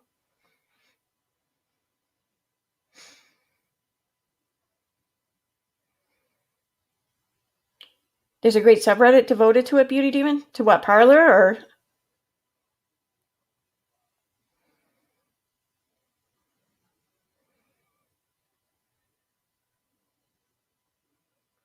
How can the Duggars live their lives quietly when they have their own reality show? I mean, isn't that kind of like the exact opposite of living your life quietly? They all moved to Gab. Oh, really? I haven't kept up with that. I need to check that out. They would give government the upper hand as soon as we want limitations on things we don't agree with. Yes, exactly. That would give government the upper hand. And if it didn't, it would eventually give them. I mean, because government in itself isn't bad or ill-intentioned. It's the people. We make up the government. You, me, every one of us. So government's as good and as bad as the people who are in government. But so there's bound to be some shitty or bad actors in government at some point. And if they have the tools and the freedom to do whatever the freak they want, they're going to do it. Yeah, our parlor watch, they watch Gab now. Really? I got to check that out. Thank you. Thank you, Beauty Demon.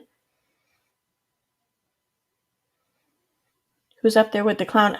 Do you mean, with Katie? This is, Reed. I think his name's Reed.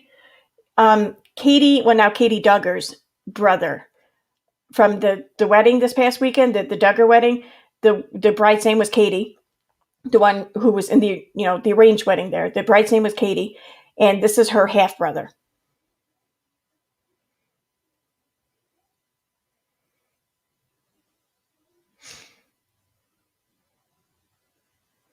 People put their social security numbers into what? Parler was such a messed up site. People put their social security numbers in to make accounts, and that info just got leaked 2 days ago. Are you serious? I made an account. I never had to put my social in. Who the hell's what? Yeah, I assume that's who they meant by clown. I assume they meant Katie.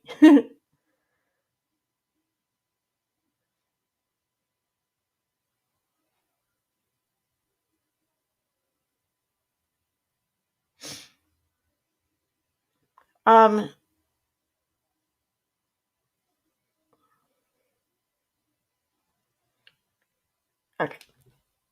Lee's box, the whole QAnon thing, I honestly, I could not care less about. So, I mean, I don't know. Don't get me wrong. There's absolutely sex trafficking and there's absolutely kids involved in this. This is a real, very real thing. And yes, I'm not at all disputing that. However, the QAnon thing, especially the anti-vax part of it, they pretty much kind of exploited this very real crime and just turned it into something else to kind of run with their own narrative. But I mean, it's still a very real thing. I mean, I think like most of these things comes from like some ounce or some drop of truth or whatever. But I'm gonna all right. I'm gonna leave the whole vaccine. How about we agree to disagree on the vaccines here? Okay, so we can keep things very nice and happy.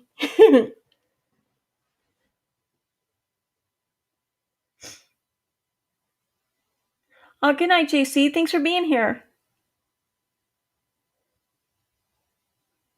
My point is really that everyone cares about these kids on all sides of things. Well, I mean, it's true. Yes, most people do. Yes.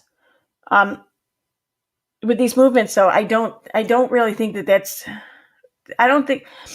See, I monitored and documented the anti-vax movement on social media for years, and but watching the parents of kids who claimed that their kids were like severely vaccine injured and everything, and just how they exploited them and everything, and pretty much like kind of sad fished with them and stuff. It just I don't see how they have the kids' best interest at heart. I don't see how that's their driving force. I think it's definitely a different. It's a certain kind of person. I think that can do those things. What about Aussie politics? LOL, Aaron. I don't really know much about Aussie politics, although I do know about the New Zealand politician who got hit in the face with a dildo. That was hilarious.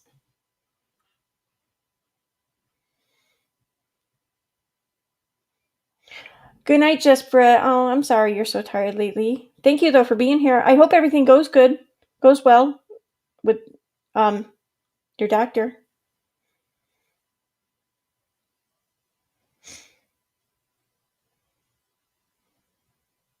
Has everyone here seen the video of the New Zealand politician getting hit in the face with a dildo? Because if you haven't, I'm going to pull it up.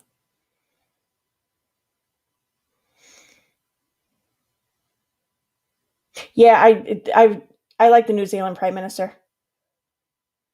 Is it still the woman, the one that was pregnant? It's still her, right?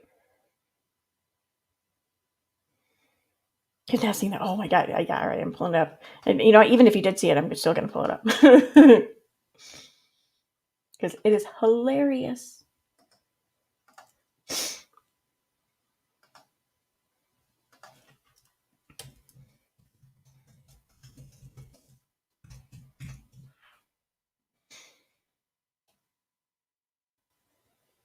How long is, okay, there we go.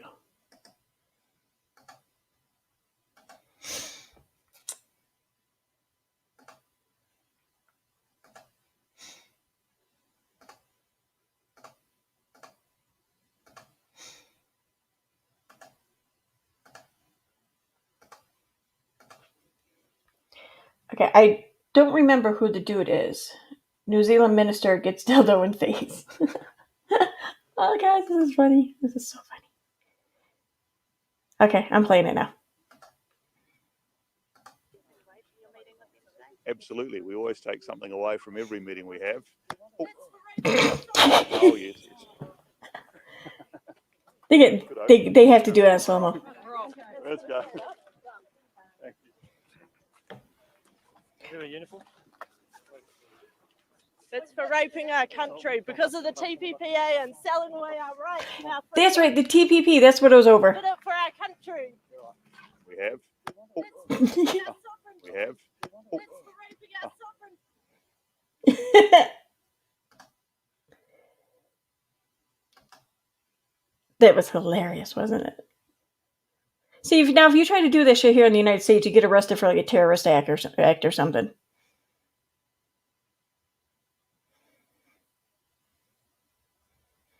I don't know, Beauty Demon. Part of me kind of hopes it was used. Is that bad?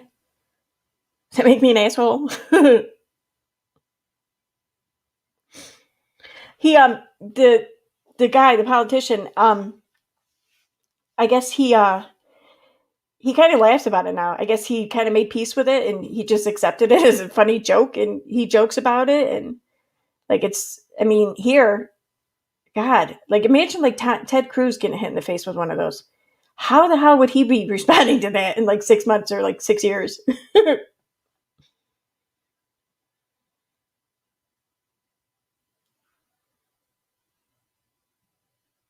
The XPM was confused for an Uber driver the other day, so he gave them a lift. Oh my God, it's hilarious.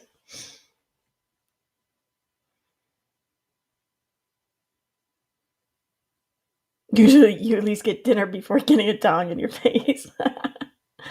Oh God.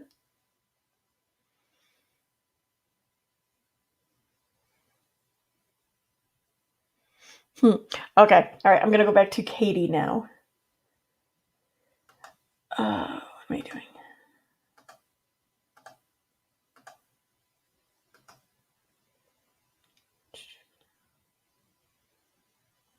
Why do I have two of them up? Oh, that's right, because I was reading the comments on one. Let's see if I picked the right one. Yes, I did. Woohoo! Damn it! I forgot to hit the volume.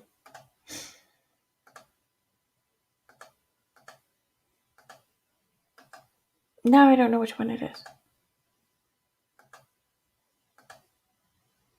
Damn, I'm good. You know, I really don't. And, you know, I'm somebody that's like straight up, like, hey, if I felt a certain way, I'd be like, hey, you know, Yeah. If I felt that he was any type of different or negative in a way, like he really was a really great guy to be around. And like, I actually had like a sigh of relief when I met him and I was like, okay, my sister's marrying this guy, you know, and he happens to be a part of this family. But honestly, like, what do you think about her like vows and like I'm gonna submit to you and this prospect of her potentially being like a stay-at-home mom and that kind of thing? Yeah, you know, it's an interesting thing for me, to be honest. It's kind of like, obviously, being in the world that I am in, I sit here and think, like, do you want to go to school? Like, do you want to, like, what is it that you want to do? Like, there's got to be more to this, but it's like, at the same time, I don't see her Belinda makes a very good point. I don't know why I don't think of this more often. Let me see if I can find it. I like to find it so I don't like misconstrue anyone's words. KJ goes after the Duggars, but hordes of people have been going after TLC for years. They simply don't care about anything but money. Yeah, how is it that they're able to give so many like shit things and shitty people this platform and under reality TV, and to do it without any pushback or anything? I mean, how is that?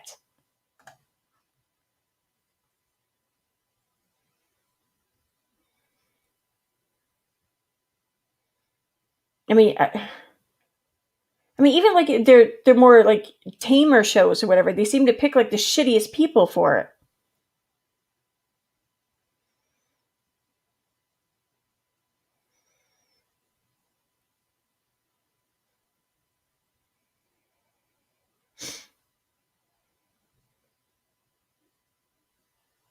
Yeah, people do hate watch the Duggars. That's true.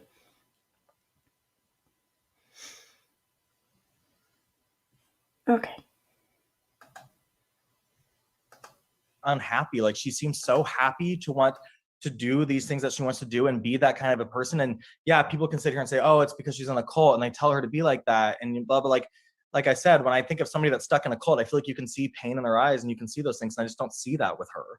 Yeah, I think with this cult though, that you're not going to see that in the girls, because they're taught not to have like negative feelings, thoughts, or emotions, and it's instructed to be like very cheerful. She went through so much. I was looking at all of the stuff with the ATI and with the different conferences, and she was instructing biblical submission classes to girls. So it's, they're taught to be very cheerful, and I don't think you would see pain in her eyes. Well, yeah, and I understand what you're saying, but at the same time, it's kind of like being someone that grew up around her and know that girl and changed her diapers as a kid. You know what I mean? And grew. It's like when you have that moment think about it, when you have that degree of separation from, you have this side of your family that is religious like this and is a part of this, and then you have the moment to go away to another side of the family that's not really like that at all, right? Like, that would be your moment to say, hey, help me, I'm in this, or this is odd, this is kind of weird. And also remember that I was around those girls at a very young age as well. Yeah. So it's like, you would think that would have been their moment to be like, for us to kind of see through maybe some of that a little bit, or to notice something kind of concerning. And that just actually never happened.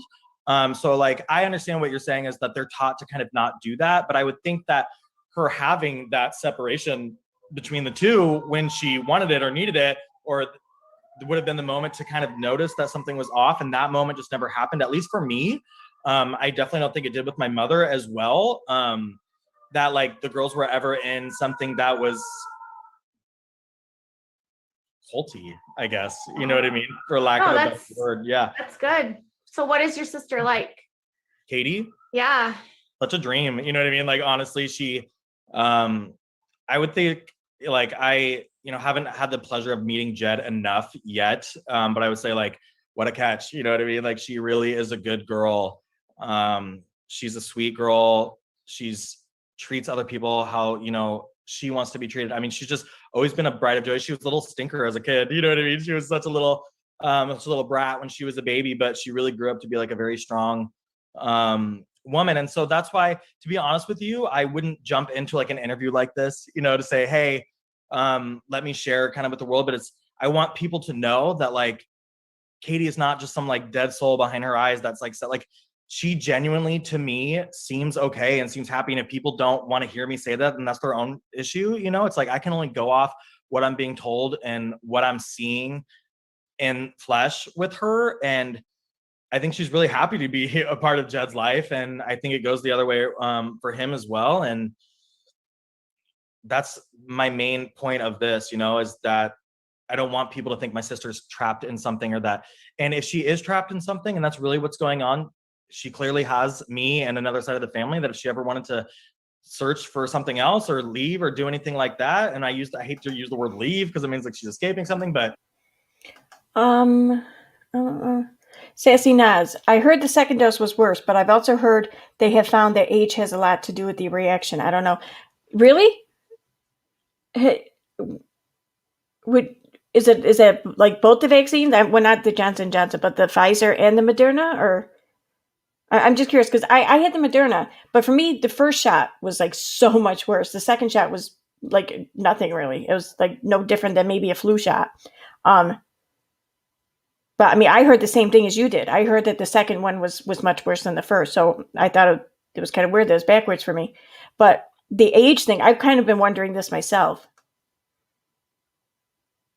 I mean, not based on any, scientific, knowledge, just based on my own silly thinking. But yeah, I've been kind of wondering this. Interesting.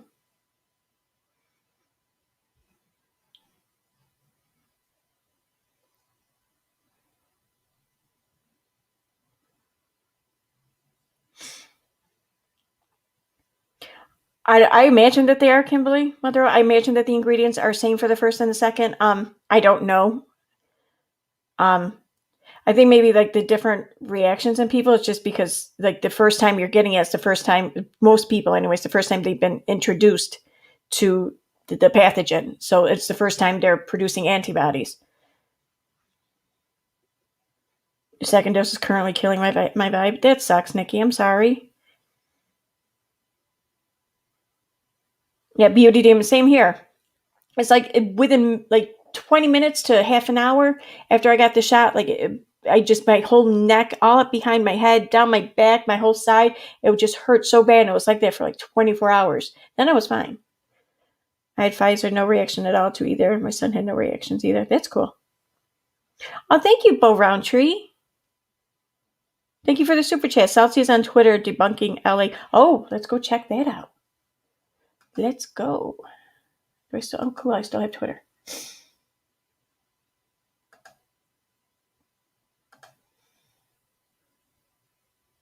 All right.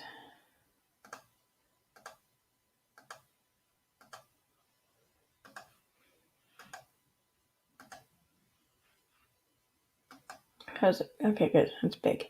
All right, let's check this shit out.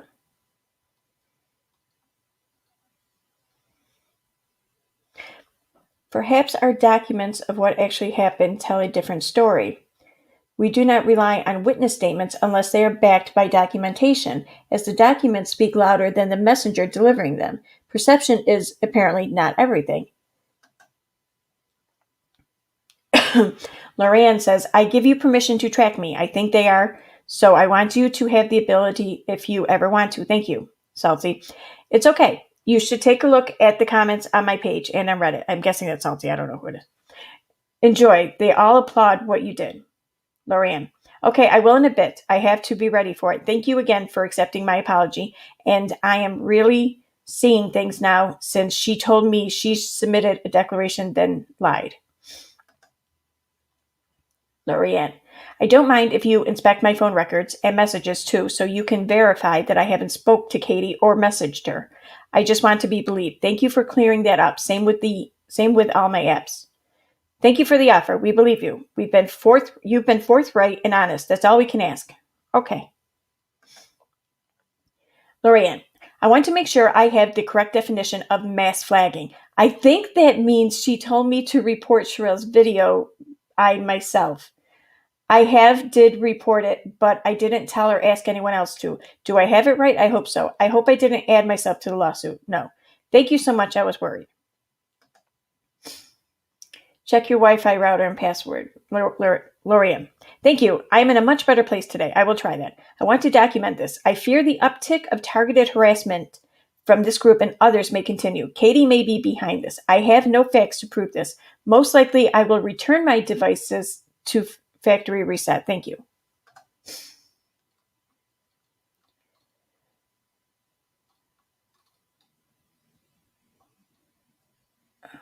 Oh, wow. So all these have like shit underneath them. All right.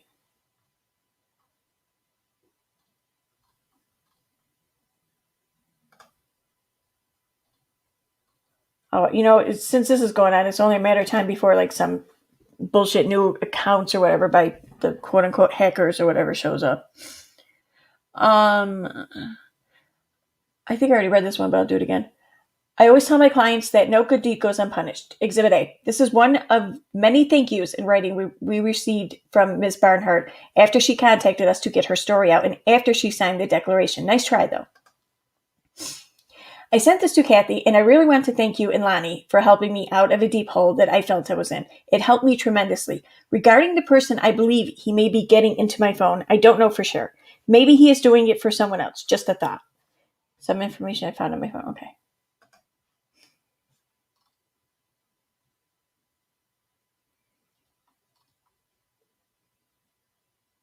Did I see 27 minutes? I'm sorry, Kathy. I saw the conversations between you two. You were a good friend to her and tried to protect her. Good luck to you. Wow. Oh, shoot. Damn it.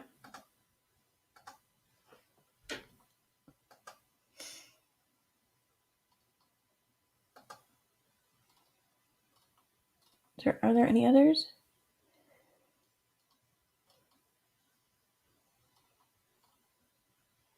Okay. I think that might be it.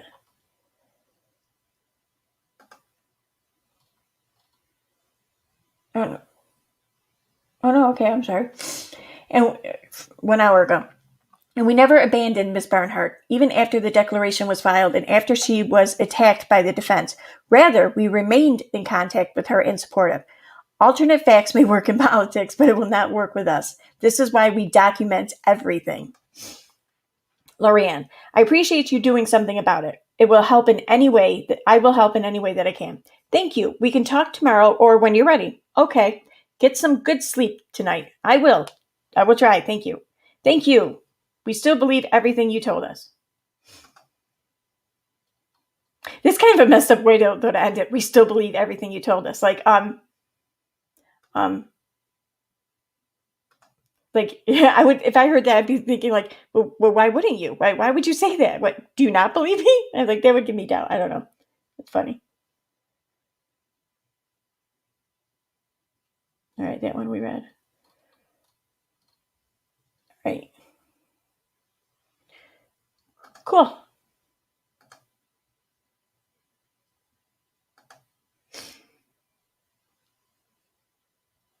I think Lorianne has been contacted by the hackers and she's so paranoid she believes they're bullshit. Maybe.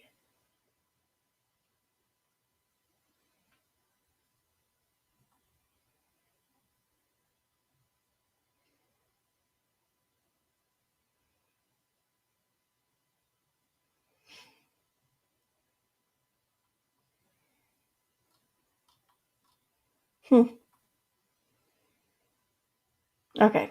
I'm going to go back to this and finish this up.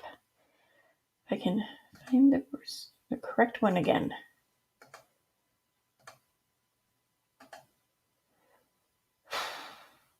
This one? Damn it, wrong one.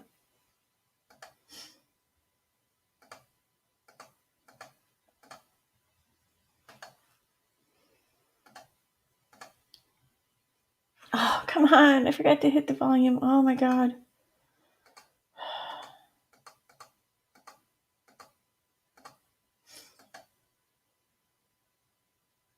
Shit.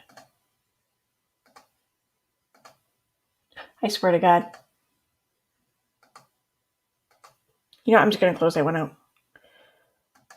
I'll read the comments later.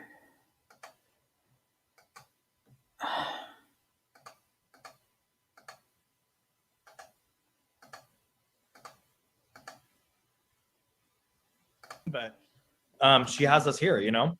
So yeah, and that's good. I mean, that's great. I think nobody wants like anyone to feel like these are good things to know about her. Like she's a strong woman. She is like the most like opinionated and strong-willed person. Like, to be honest, like she is probably more strong and opinionated than Jed is himself. really, You know what I mean? Yeah, like that's what I'm saying. People are like, oh, she's gonna have to do what he says and live this kind of life. Like, good luck, Jed. You know what I mean? Katie is a very strong, like, and I'll say like an independent.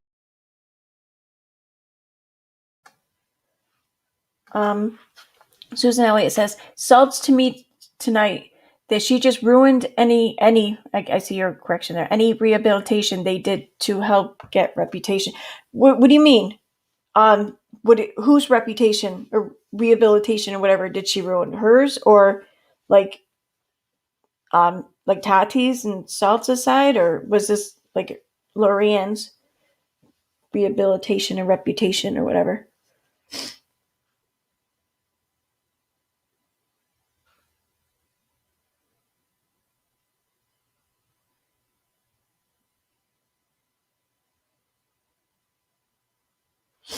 Lorianne, when she said this lawsuit is just for clicks and views, I tuned out most. Oh.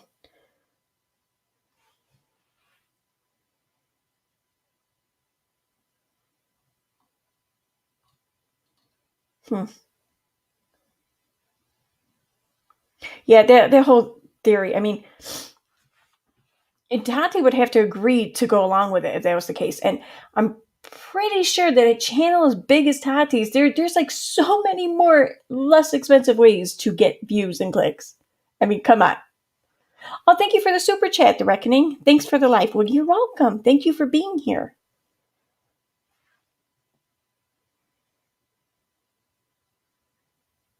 I'm guessing Lori Ann's rep. Yeah, that's what I'm thinking. At least I hope that that's what was meant. It would really suck if her nonsense there like hurt like Tati and Salsa's reputation. Although I don't see how it could. I mean, I'm sure he's pretty much established his reputation long before Lori. Okay.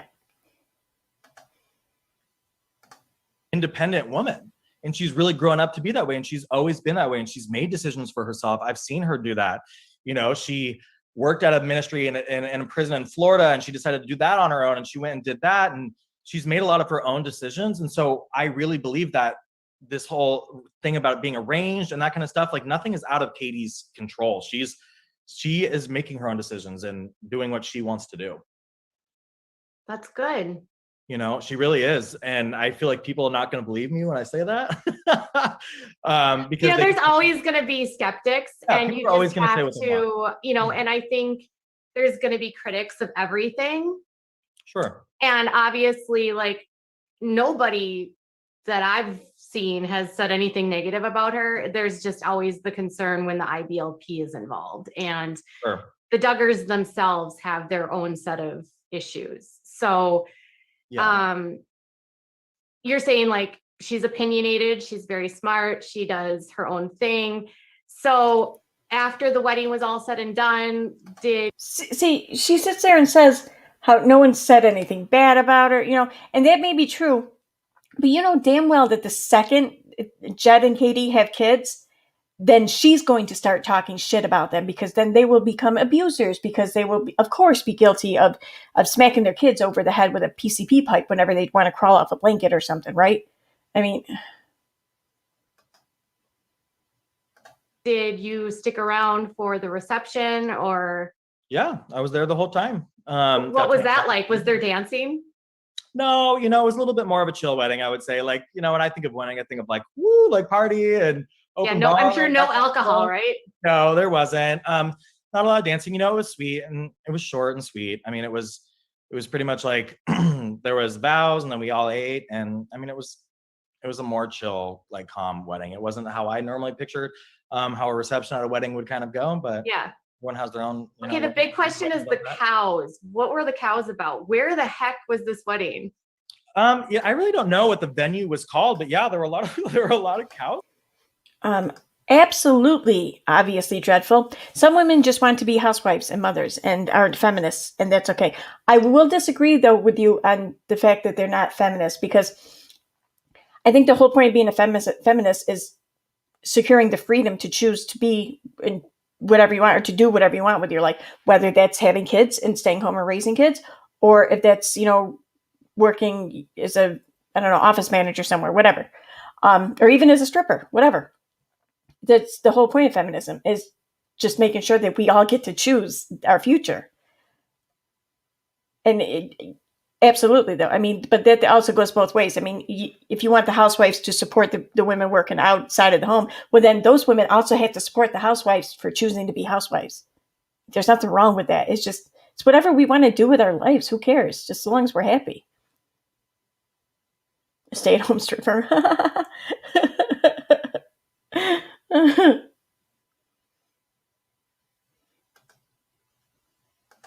Cows around in the background. Oh, yeah, I was on something when I was a kid. Let's not dive into that. Yeah, right. Yeah, I just think it was kind of like where the venue was. I mean, it was pretty, you know. I mean, there was cows in the background. Yeah.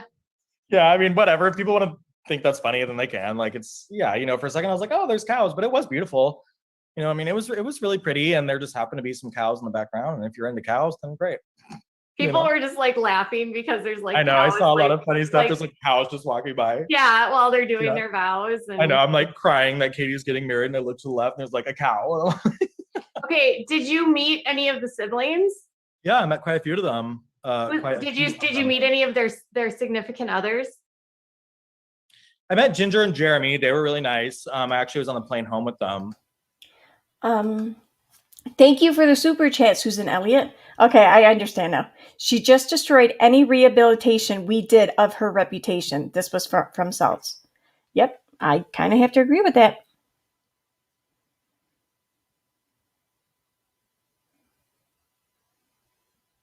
Exactly, Beauty Demon. And I saw an earlier comment, and it's true. I think that there are like plenty of self-proclaimed feminists who don't really support those women who choose to be stay-at-home moms or housewives or whatever. I think maybe I'm not saying all of them, but I do think that there are some that don't really support that because they feel like, or they think that if there's a woman somewhere living her life not doing all that she can outside the home, then she's not really a feminist. And that's, it's not the case. Hey, Lil Red.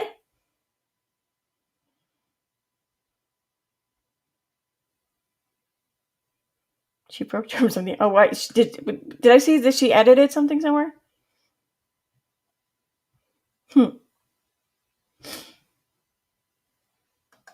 KJ has our house hubby. Because they live here.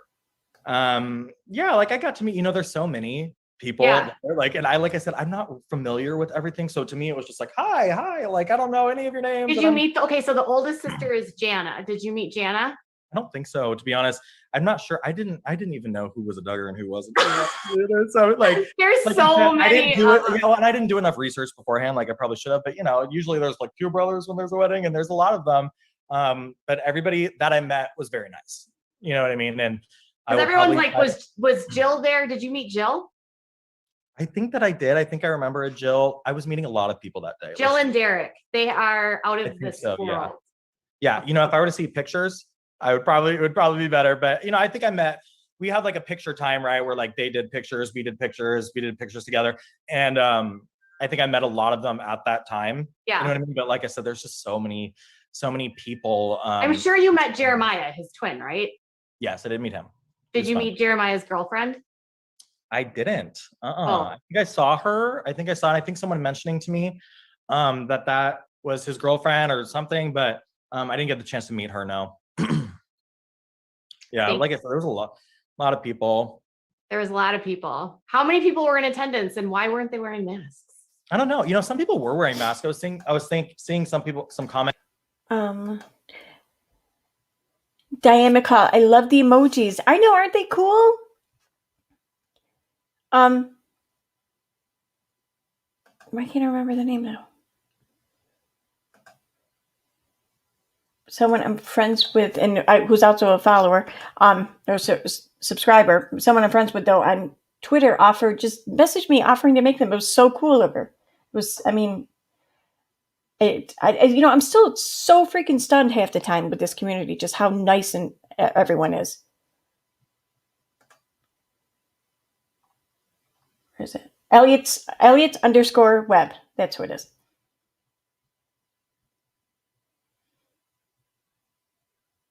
Yeah, because these things are difficult to make. They have to be a certain size, and they have to be like equal, or I don't know. It's weird. It's very difficult because like when I made the fish ones, they took me forever. I had a hard time doing that.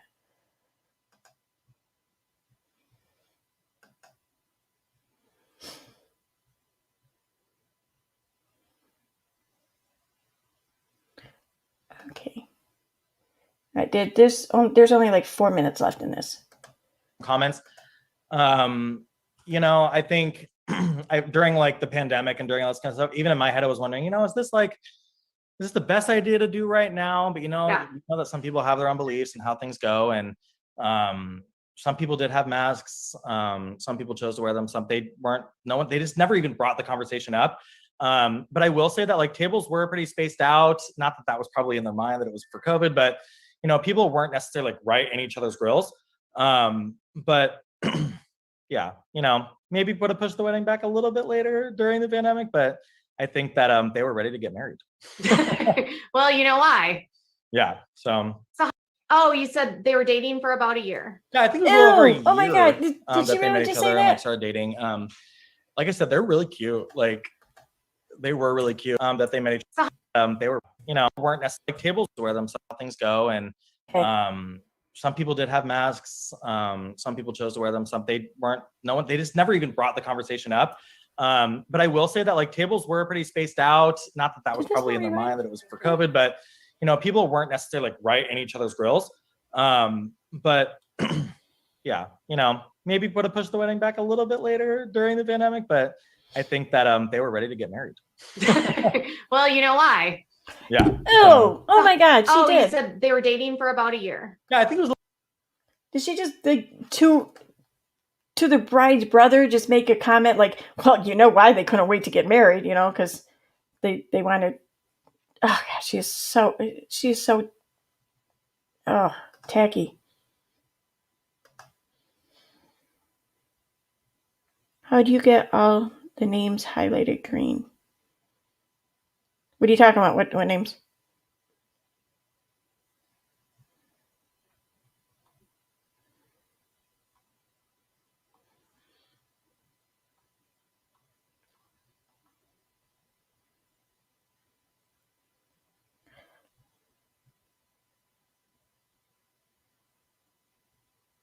Laura, I don't know what names you're talking about. Little Red knows how membership works, I think. I mean, pretty sure.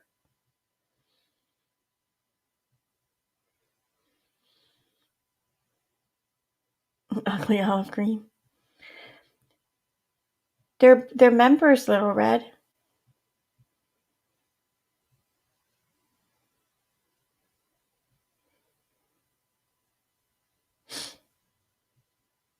I thought maybe we were talking about something else because, like, I do a word search on a web page. It'll come up highlighted pink or green, depending on whether I'm like landed on that word when I hit the down arrow, because the word is chances are it's repeated all down the page. So I kind of thought that's what you were talking about. Yeah, I thought it was members only at first. Oh, yeah, no, it's not. I see. Okay. There's only like 3, maybe 4 minutes left of this. About 3.5. I think it was a little over a year that they met each other and like started dating. Like I said, they're really cute. Like they were really cute, and I was super supportive of it. And to end this, and I know I was gonna say, like, what are your final thoughts about Katie, about Jed, about everything? Yeah, like my final thoughts are like this interview with you. Like I obviously was like, hey, you know what? I would love to clear up some things because I read so much stuff and I don't want people thinking that, and to be honest, like Katie and like my side of family, like a lot of them probably might not even see the fact that I'm doing this interview with you. And some of them might actually get mad that I am. But I've received so many messages on Instagram and all these different things just saying like, how could you let your sister be a part of something like this? Like, how can you? And so I guess what I want to leave everybody is that like, Katie's not trapped in something. And if she is trapped in something, even though I know that she's really not, she has somewhere to go. She has family behind her. She's happy. She's a strong woman. She makes her own decisions. And I really am happy for her and Jed. And I'm excited that Jed is a part of this family too. And based on what you're saying about their opinions about, the LGBTQ community and all this, like, shit, bro, like maybe me being a part of this will open some eyes up. You know what I mean? Oh, for sure. Like nobody. And I'm happy to be that person if that's what it is, because I do have an insight on both. I was raised religious and I was raised in these different things, but I'm not that now. So I'm able to put myself into perspective. I think this will be wonderful for Jed to be around a family that has some normalcy. Yeah. And they really, as much as the TV and media and like everything tries to portray this family, like they're really not, like they don't, when you're around them in person, like they're not like that. You know what I mean? They don't seem like that. It doesn't seem a certain way. And even if people are saying, oh, well, they're not supposed to be like that because of this, like, bullshit. You know what I mean? Like everyone has something that they're a part of, you know what I mean, in life. And me, I'm just strongly opinionated about not being religious and not doing that. So who am I to judge them and who are they to judge me? You know what I mean? Mm-hmm. I just want the world to know that Katie's happy. You know what I mean? And the family was nice to me and they invited. Oh my God, I almost spit my soda out laughing. Where'd it go? Stina Marie, she's dying for her shirt to be off the shoulder. LOL. Oh God.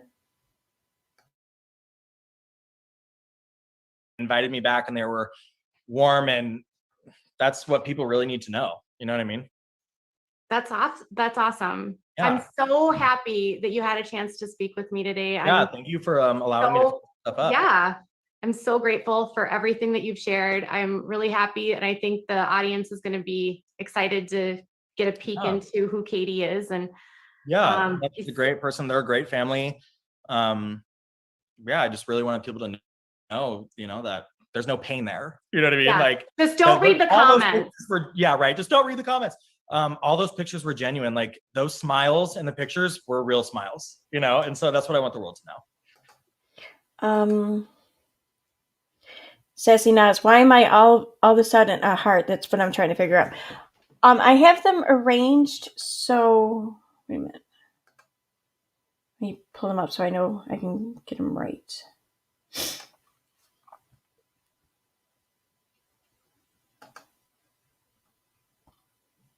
So for memberships, I believe it's memberships, or their badges, I think maybe. Yeah, I think that the badges maybe go with, I think it depends on how many months you've been a member. Because like number 1 is the sad fish. Number 2 is the rainbow, like multicolored heart. Number 3 is like a red heart. 4 is the red, blue, and white heart. 5 is EKC. And 6 is EKC over like the back, the shaded background of a otter's head. So maybe that's why. Maybe you're on month 2. Yeah, I just changed them. Yes, I did. I think either this morning or yesterday morning. No, I think it was yesterday. Yes, that's a sad fish on the first one. Yeah. I made that one though, so please don't look at that and think, wow, whoever made the other emojis really did a shit job on the first one. That's my shit job. Yeah, I did just change them, Sassy Nas. I think yesterday. Oh wait, actually, today's technically Friday, so I think it was Wednesday, actually. No, wait, what? I don't know. I don't remember what day it was now. Because I thought I did it right before work. Maybe it was Tuesday. It looks like a girl. Yeah, that sounds like my artwork. My fish look like girls. How was their first kiss? Oh man, well you can tell it was their first. It was cute. It was really cute. You could tell they were waiting for it, for sure. Like I said, they're a really cute couple, and they're really happy to be together. And I think everyone's happy for them. Awesome. Well, thank you so much for joining me today. I have a full day of clients today. So yes, go get that hair done. It was so nice to meet you. Yeah, you too. Thanks. Bye-bye. Bye.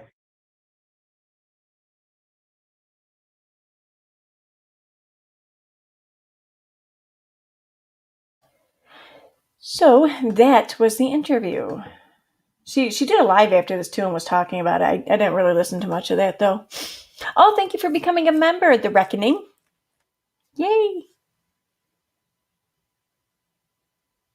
Nothing more get that twat laughing like making fun of a Duggar. You're a sad fish now. Yay, reckoning.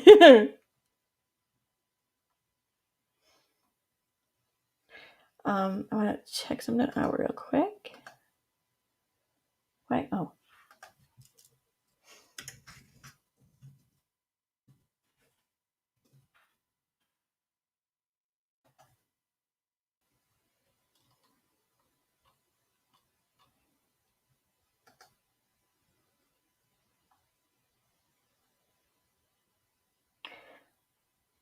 Oh, okay. For a second there, I thought maybe she took it down, but she didn't. Yay.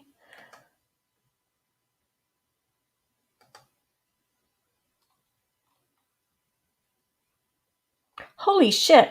She did a live stream after, or last night, 5 hours ago, whatever. It was after the interview. And I just pulled it up, and her live chat is still up, and she's allowed comments under it.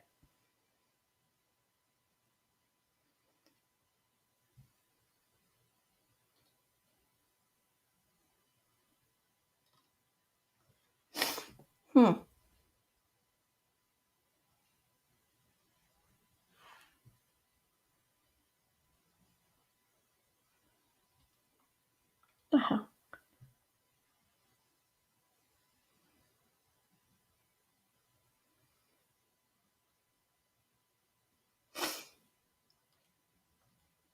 Oh, cool. The comments aren't like beating him up or anything, so that's good. Of course, they're calling her Mrs. Bunkbed, though.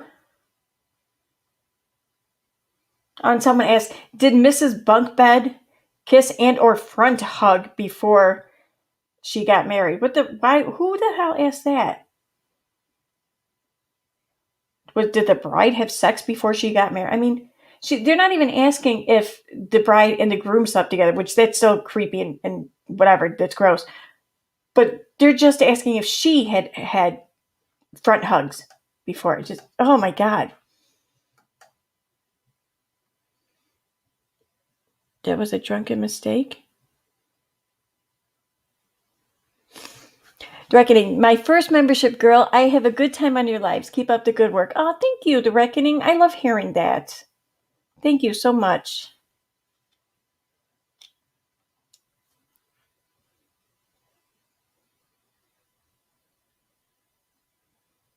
I got her Instagram from tonight. She drank drunk. Oh, I gotta see that. She was allegedly drunk.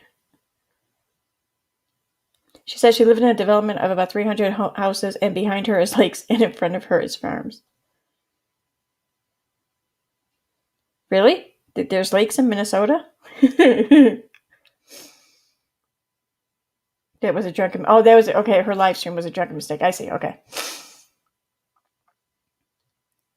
She passed out. She shut the live stream off and passed out right on the spot. Leaving the chat and comments on was a drunken mistake. Oh, I see. I gotcha. Okay.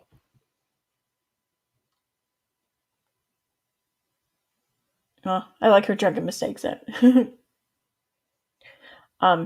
Actually, just in case, I'm going to download that live stream because it may not stay up for long, depending on what's in it.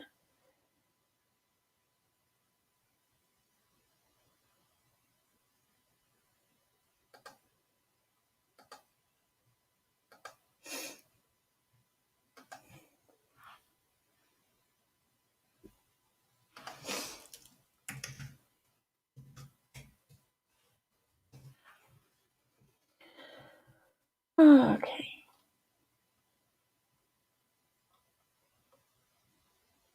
All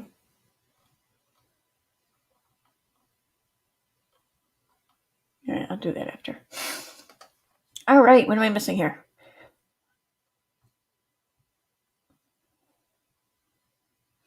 Katie's just bitter because Dad won't let her get bunk beds.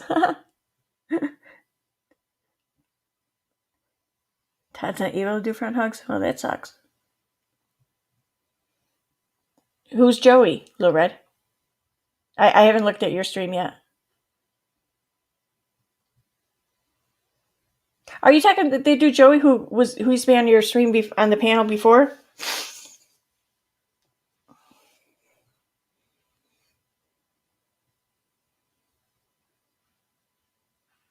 Jesus.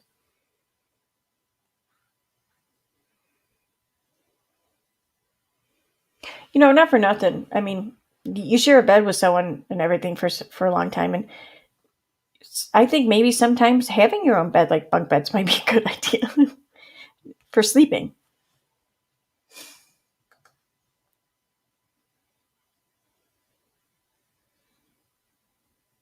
Oh, Sassy Nelson, I'm not going to ban you over there. Don't worry. You would I didn't even see all that you wrote, but I did see some things here and there. And dude, I don't know everything. I could be wrong. Okay. I'll be honest though, if people show up like actually pushing like the misinformation, the anti-vax rhetoric or whatever, I'm going to say something, but I'm not going to try to push, you know, an alternative theory or whatever on them. I'm just going to ask that, you know, it just not be discussed, because I understand what a volatile topic it is. I mean, I spent 4 years like really just getting my ass beat up here and there because of it. So no, I would never ban you for that. Don't worry. You're good. We're good. Don't worry. Joey Bag of Donuts, yes. Okay. He was every night for a long time. Yeah. I remember. Lee's box, yes and no. I think vaccines should probably not be talked about. It's too divisive. There are absolutely times, even in this chat, where I don't think it should be discussed. You're absolutely right. Sometimes, though, I think it can be discussed to a certain degree. And maybe sometimes it should be discussed to a certain degree. But just for shits and giggles, for the hell of it, you know, no. Vaccines and combating misinformation has been and is a very important thing to me. However, that's not what this channel is about. And just everything around vaccines, like you said, it's, you know, it's, I don't know, it's, people are going to end up fighting. It's very divisive. And this channel, I like it because it's fun. It's easy. It's fun. It's not serious. It's not tons of pressure. I want to keep it that way. Mary, I just kicked my husband out of my room. I'm not ashamed of saying I prefer my own room. I know, right? Right?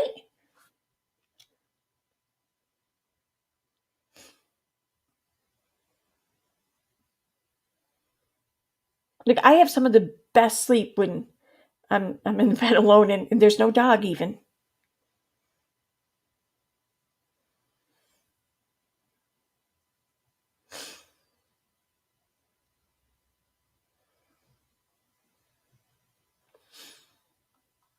I'm saying the COVID is important. I mean, I got it. Awesome.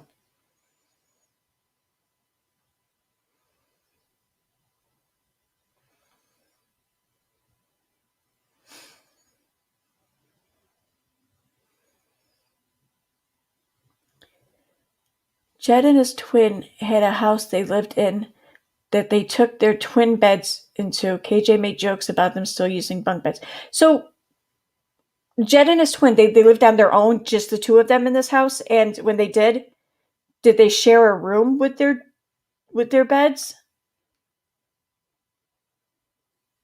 Because that is kind of weird. If that's the case, that is a little weird. Not that they did it with bunk beds. That's not the weird part. It's not weird at all. It's that if they did do this, that they shared a room. Unless it's like a studio or one bedroom or something, fine. But if it was a house, like you're saying, I don't see why they would have to share a room. Yes, but they unbunked the beds. But the beds were in the same room though still? I mean, that's what's weird. It's a small house they shared. It would have to be really freaking small for me to share it with one of my sisters. I'm just saying.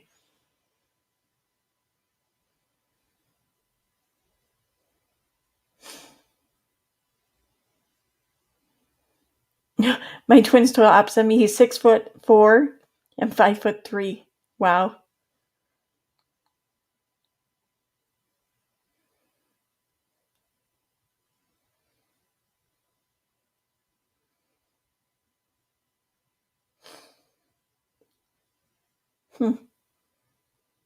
Yeah, exactly, Laura. I mean, I mean, imagine that there was like a living room and stuff in this house.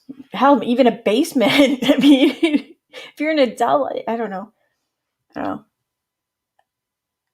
Why move there then? I don't know. That's I'm sorry. I think that that's a little weird. I mean, I guess it's not weird for them though because they come from such a big family and they had to have been sharing a room and maybe even a bed for most of their life. So I guess it's not at all weird for them, maybe, but to me it's weird. Yes, they shared a room in a 3-bedroom house. Okay, it's definitely weird.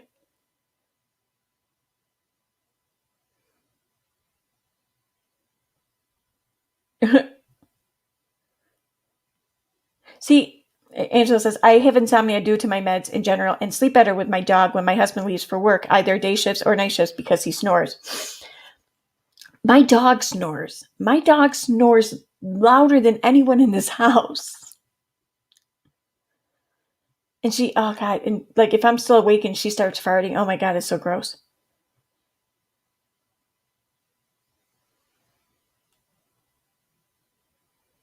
They had a ping pong table as a kitchen table. It was hilarious. Or was it for beer pong, huh?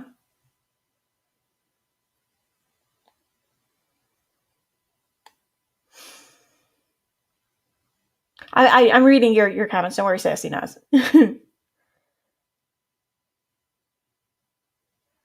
There are conditions or whatever. I mean, I'm not a medical professional. I try to avoid discussions about health related matters because I'm not a medical professional. Even when it comes to vaccines and I'm talking with people, the only advice I give out is just talk to your doctor.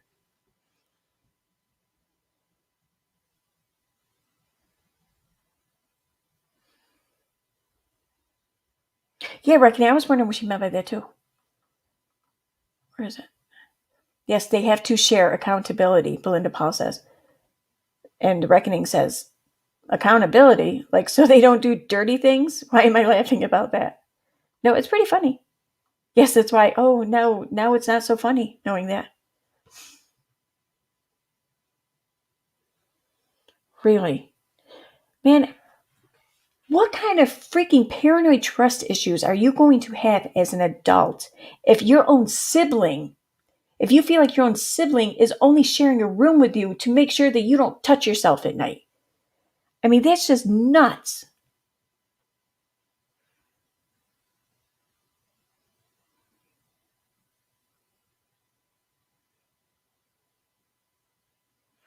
Little Red, I think you're right. I mean, they'd have to. Or either that or smoke pot or something. I mean, I just don't see how people can live life like that for so long and not have an outlet, like getting totally shit-faced. Nothing's wrong with touching yourself, Little Red. I'm guessing that's why they share a bedroom, though, because the Duggars have a problem with it.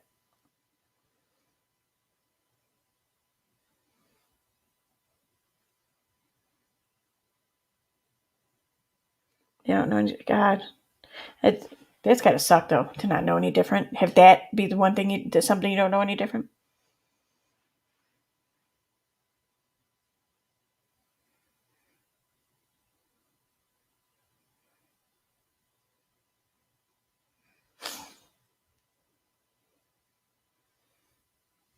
Mary HB, oh my God, I know, right?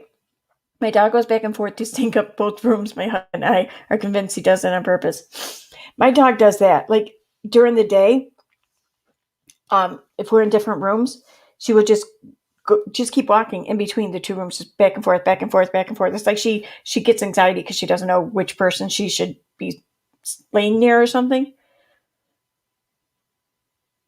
And I don't know, it's just lately she farts everywhere. It is just, oh my God, it's getting gross. It's the IBLP. See, I'm finding it amazing how many different like sects of Christianity there are, and maybe even like parishes. I don't even know with this, because growing up, like we all heard of Mormons, or the Latter-day Saints or whatever. I mean, that was like the only like very like strange and strict and crazy religions I remember growing up. That and maybe Scientology, I think I heard of. Like I never heard of IBLP before. And there's more than just that. And there's the one that starts with an A. I can't think of it now.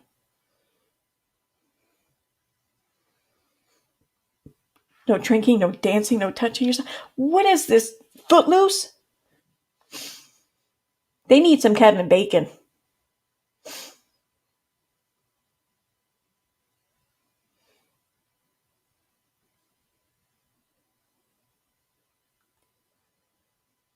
Oh, they have a kid that kept getting sent to a camp? What, like a straight camp or something? I didn't think those places were allowed to operate still. Or is it like state decided or something, not federal?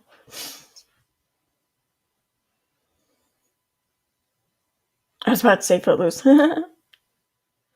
Adventist, yeah. I mean, I'm not saying all, like, I don't know, every like parish or whatever of that faith is like that, but I mean, I've heard some things about them, like, but even that's only been like over like the past 10 or 15 years.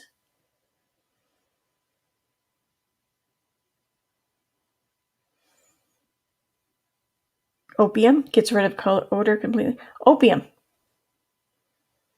like the shit that makes opium or heroin. They call it Alert Academy. Okay.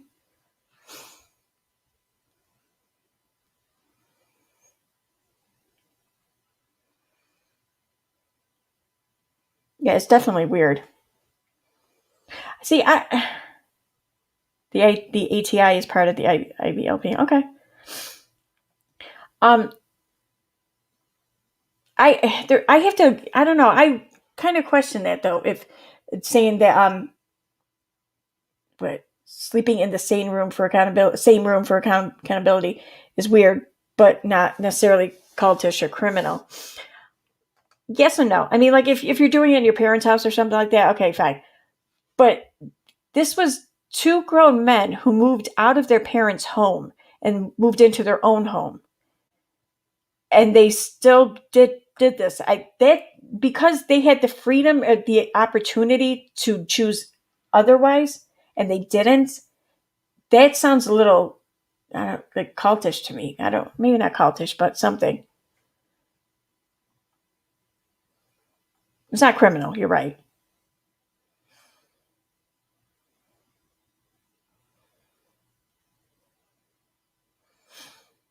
The ATI functions as a lot of things. It's part of training the boys for God's army, but also reindoctrination and conversion program. Jesus Christ.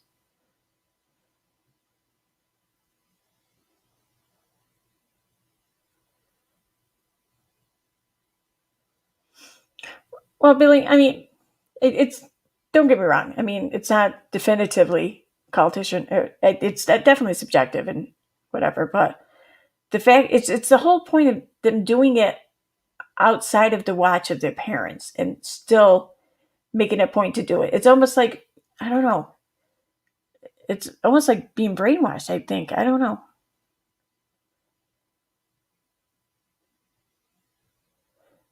I think it was because one was running for office and JB was footing the bills. Huh. He didn't get elected, did he? The one that was running for office?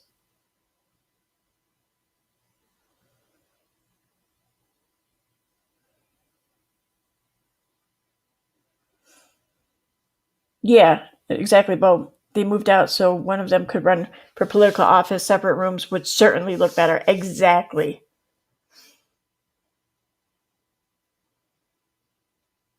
Right, Cindy, I get that. And I get coming from a family that big, their entire life, they must have shared a room with at least one other person, probably even a bed, maybe, for most of their lives. So I get that. I get that it's definitely not as weird for them as it would be for me.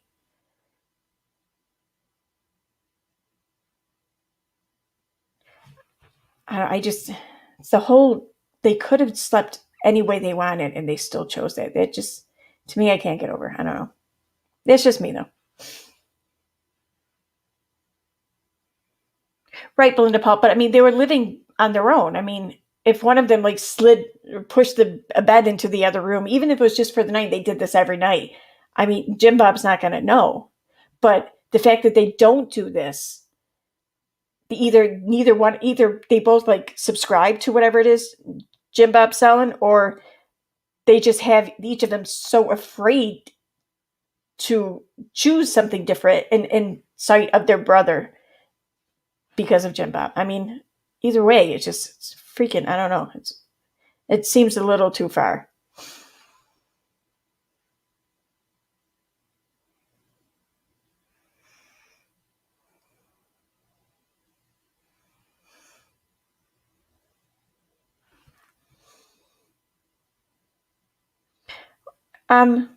It's accountability to keep themselves on the straight and narrow as far as what they believe about sexual things.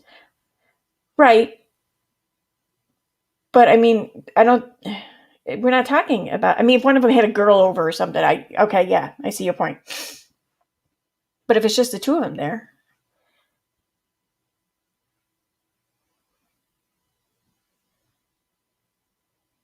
I mean, please don't tell me that they're so interested in whether or not their sibling is jerking off that they're sharing a room. Just, again, though, it sounds like that might be a little cultish.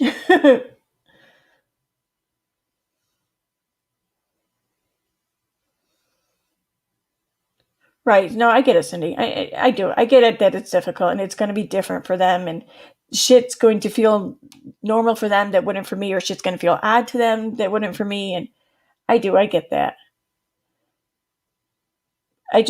One thing though that I think all kids and young adults experience, no matter what their background or culture or geographical location is, one thing that all kids and young adults experience is a sense of rebellion, of breaking away from the family, of becoming part of the world in some way on your own. I think every person goes through this at those ages. It's just odd that they don't seem to be going through this at any age, really. That's very odd to me.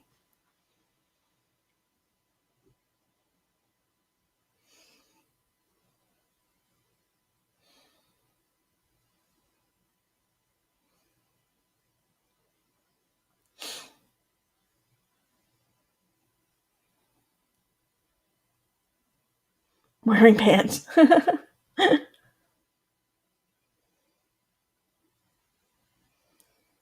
Wait, all the kids are moved out but one? Stina Marie? The Duggars are probably used to the house being loud. Probably feels weird with just one other person in the... Oh, I see what you're saying. The brothers. Okay, my bad. I thought you were talking about the parents there for a second. Because how do you... There's no way you can have like 20 kids and like have them all out of the house by then.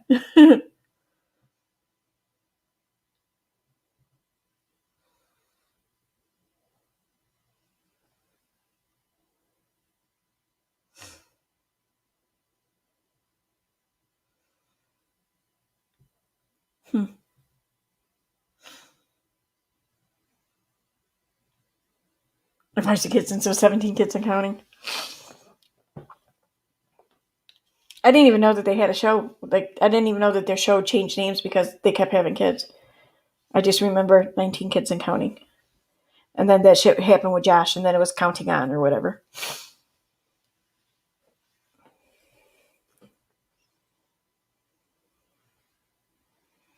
I haven't watched any of this last season, Shameless. I have to rectify that.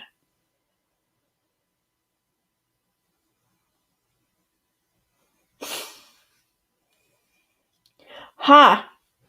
Diane McCall. My daughter got a tongue ring on 18th birthday. I was pissed. She only had it 2 weeks. I got my tongue pierced too. And my mom was just like, why would you do that? And then she goes, why don't you just get a tattoo like normal people? And I didn't want a tattoo because those are permanent. The tongue ring, like, I don't know, like 7 or 8 years later, I took it out and it was closed up like within a day or two. And it was like, it was never there. So yeah, tongue ring's kind of weird, but it's not a permanent tattoo. Because rebellion isn't tolerated, you're sent to the ATI camp. Okay. I don't. It still seemed weird to me that. I mean, I get what you're saying, and I don't doubt it. I don't doubt that what you're saying is correct. I just don't see how. I mean, it just seems weird. Like even the Amish, they rebel. They even like name it a whole, like, I don't know, life event after it.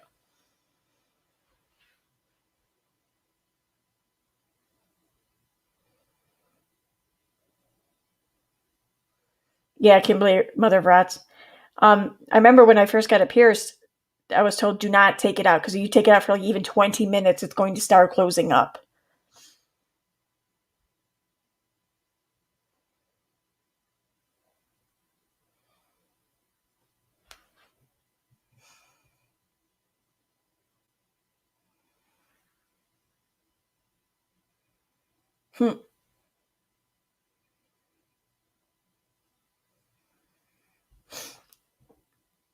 I told her the same thing. Yeah. You told your daughter, why didn't you just get a tattoo like normal people? Well, maybe now you know why.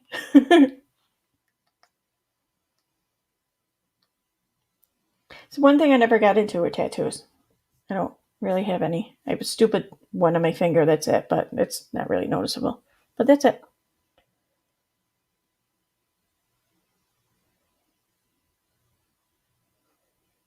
They train them like dogs when they're kids so they don't rebel. But wow, that dumbfounds me. That it doesn't seem like any of them have rebelled yet. That is amazing.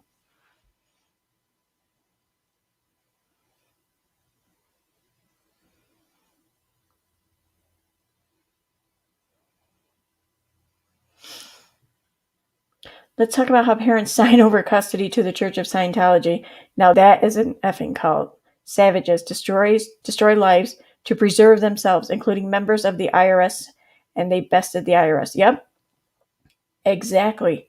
Yeah, I watched the whole Mia Remini series there, and when I learned that, and I heard that parents were just signing over custody of their kids, and I mean, we're not talking like 17 or 16-year-old kids, that are almost adults, which still, that's crazy to me.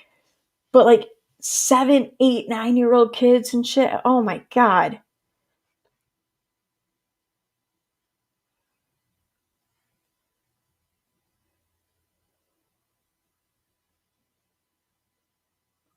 Yeah, Scientology. Yeah, that's definitely a cult. See, that's what I think of too when I think of cult. Like, I think of like the bite model and everything, but it isn't. I mean, I think most religions you'll find will meet much of the criteria in the bite model, but I don't think that they meet it to like a high enough level. Some of them to be considered a cult, but Scientology is one I think definitely like kind of scores off the charts.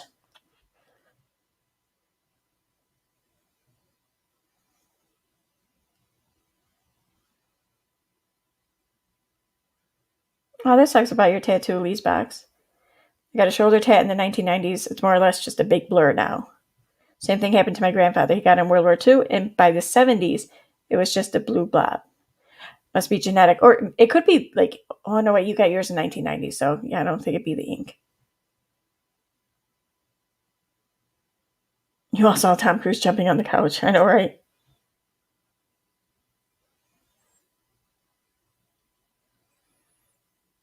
Oh my God. Oh, I gotta check that out. Tom Cruise never sees his daughter with Katie Holmes. Really? Does he still see the two adopted ones with his ex there? I can't think of her name now.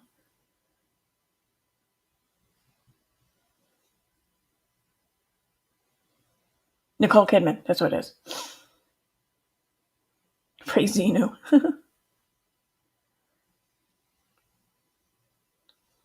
No, he doesn't. Huh. Well, the adopted one stayed in the church, so yes, okay. Oh, so basically, that's why. It's not because, okay. He has Nicole's kids. Man, this gotta suck. You got to raise them in a cult. Man, imagine growing up and shit and, like, imagine just, like, feeling lucky enough to be adopted and everything, and then to be adopted by, like, this rich, famous actor. And then to be fucking thrown in a cult to be raised in Scientology. I mean, that's just... what's that called? The Reddit genies or whatever they do. Like, they'll have a subreddit going and you ask for a wish and then the genie will like give you like, I want $1 million and oh, boom, $1 million worth of quarters lands on you and crushes you, killing you. I can't think, they call it something. I can't think of what it is, but that's what that sounds like. Like, genie, I just really wish I was adopted into this wealthy, rich, wonderful, family or parents or whatever. Boom, got it. But you got to be raised in Scientology.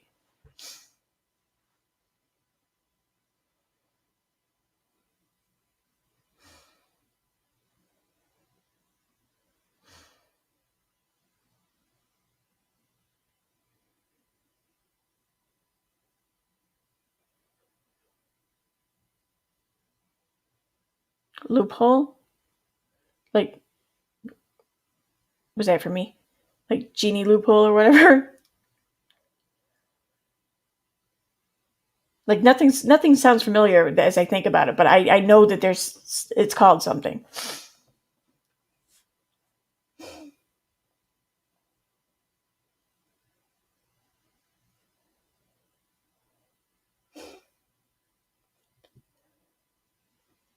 How come a peacock is dedicated to Stevie Ray Vaughan? Did he like peacocks? John, yeah. Okay, so loophole genie. All right.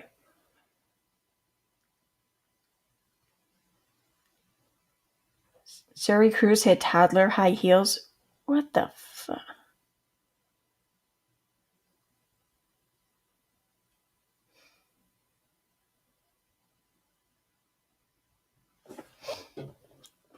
Oh, great.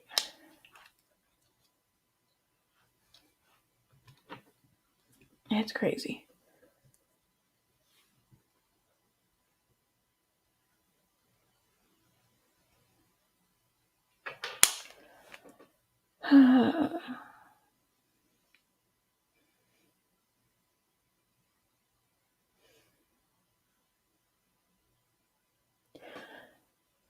Maybe there's some truth into Tom being sterile and the church donated something to get Katie pregnant.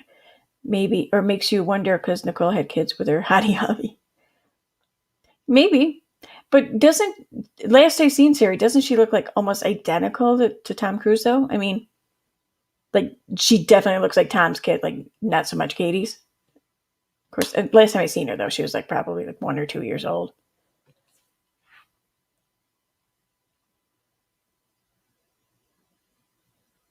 I'd be in a hippie pineapple.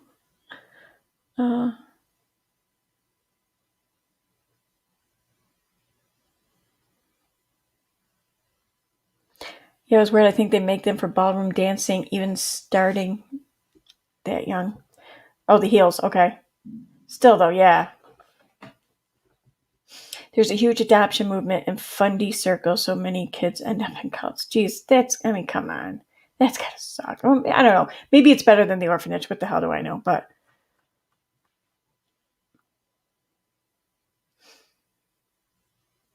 no, she's Katie's mini. Okay, I haven't seen her since she was, maybe walking.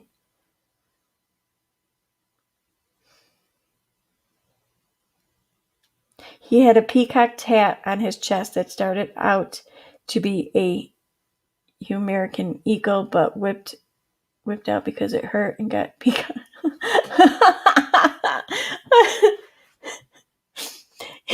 It was supposed to be a huge American eagle, but it hurt too much, so he's give me a peacock instead.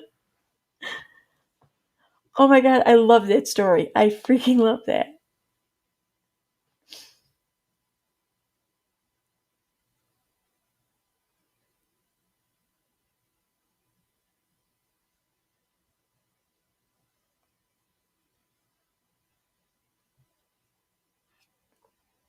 Whoa, how did that happen?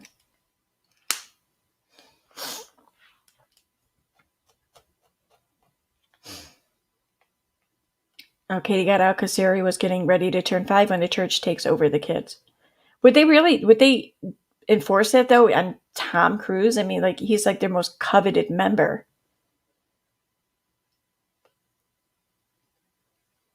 Like, he might have learned all about Xenu without even paying like an arm and a leg for it.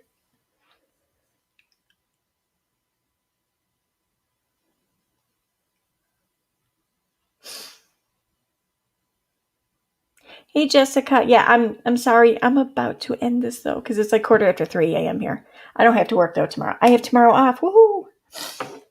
Normally I've been working on Fridays, but I don't have to tomorrow.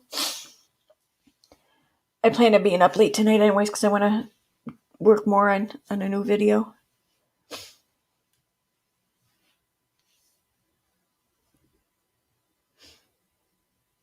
Her dad's a lawyer, so she got lucky. She pre-planned no one gets out of the cult that east.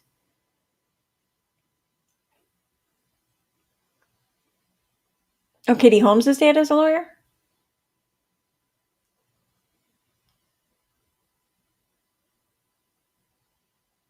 Good for her.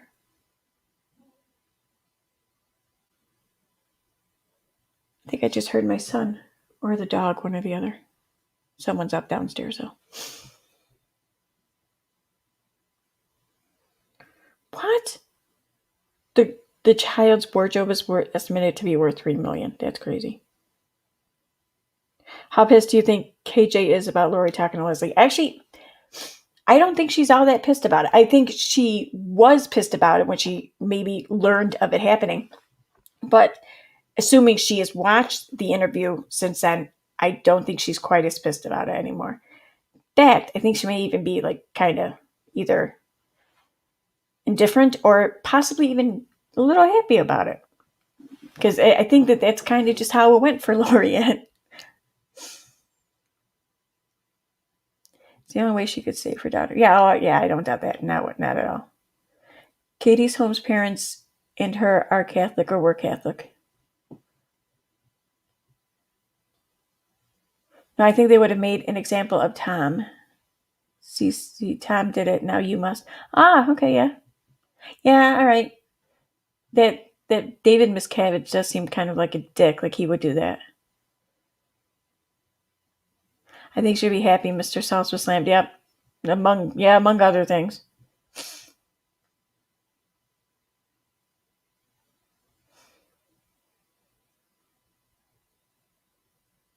So what about, do you guys think that there was really her husband or her ex-husband, Lorianne's ex-husband on Twitter?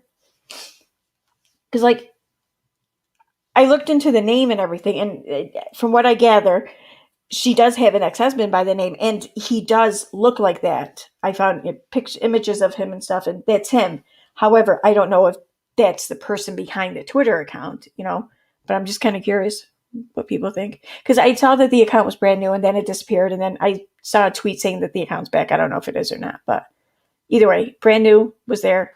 Now, then it wasn't. So I think it could have been. Yeah. See, I thought for sure. Abby said she really did get a CD in the mail. Okay. I thought for sure that it had to have been a troll, but then come today when like neither LB or Lorianne came out on social media saying it was a troll, just like there was like nothing from them. I thought, oh, maybe it's not then. Maybe it was really him.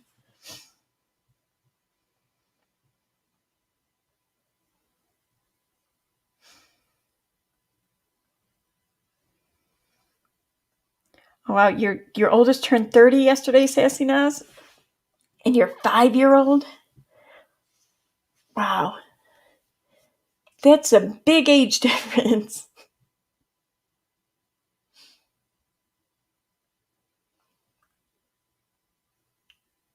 My oldest turned 25 last year.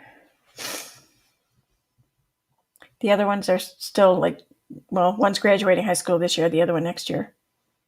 So my only chance for a grandchild sometime soon would be with my oldest. And he's still single, so that's not going to happen anytime soon. Tom is brainwashed big time. Yeah, oh, don't doubt.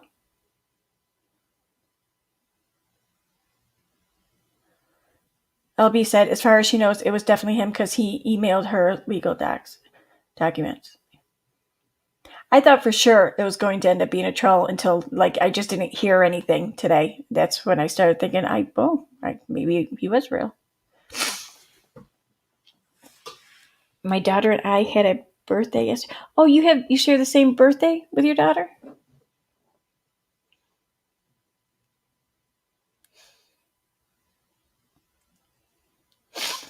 This girl I grew up with, her mother was born on February 29th. And then when she and I were friends, her mother got pregnant and gave birth to her little brother, and he was born on February 29th. Like every year, they're like in the papers. Or every 4 years, they're in the papers. It's kind of cool, though. Oh, it's not my son, it's my dog. All right, I can hear him. Okay, on that note, I am going to call it a night. I've been on here 3 hours, but I had fun. I actually feel like we had fun shit to watch and everything tonight, so it was cool. And thank you, everyone, for hanging out, for coming, for talking.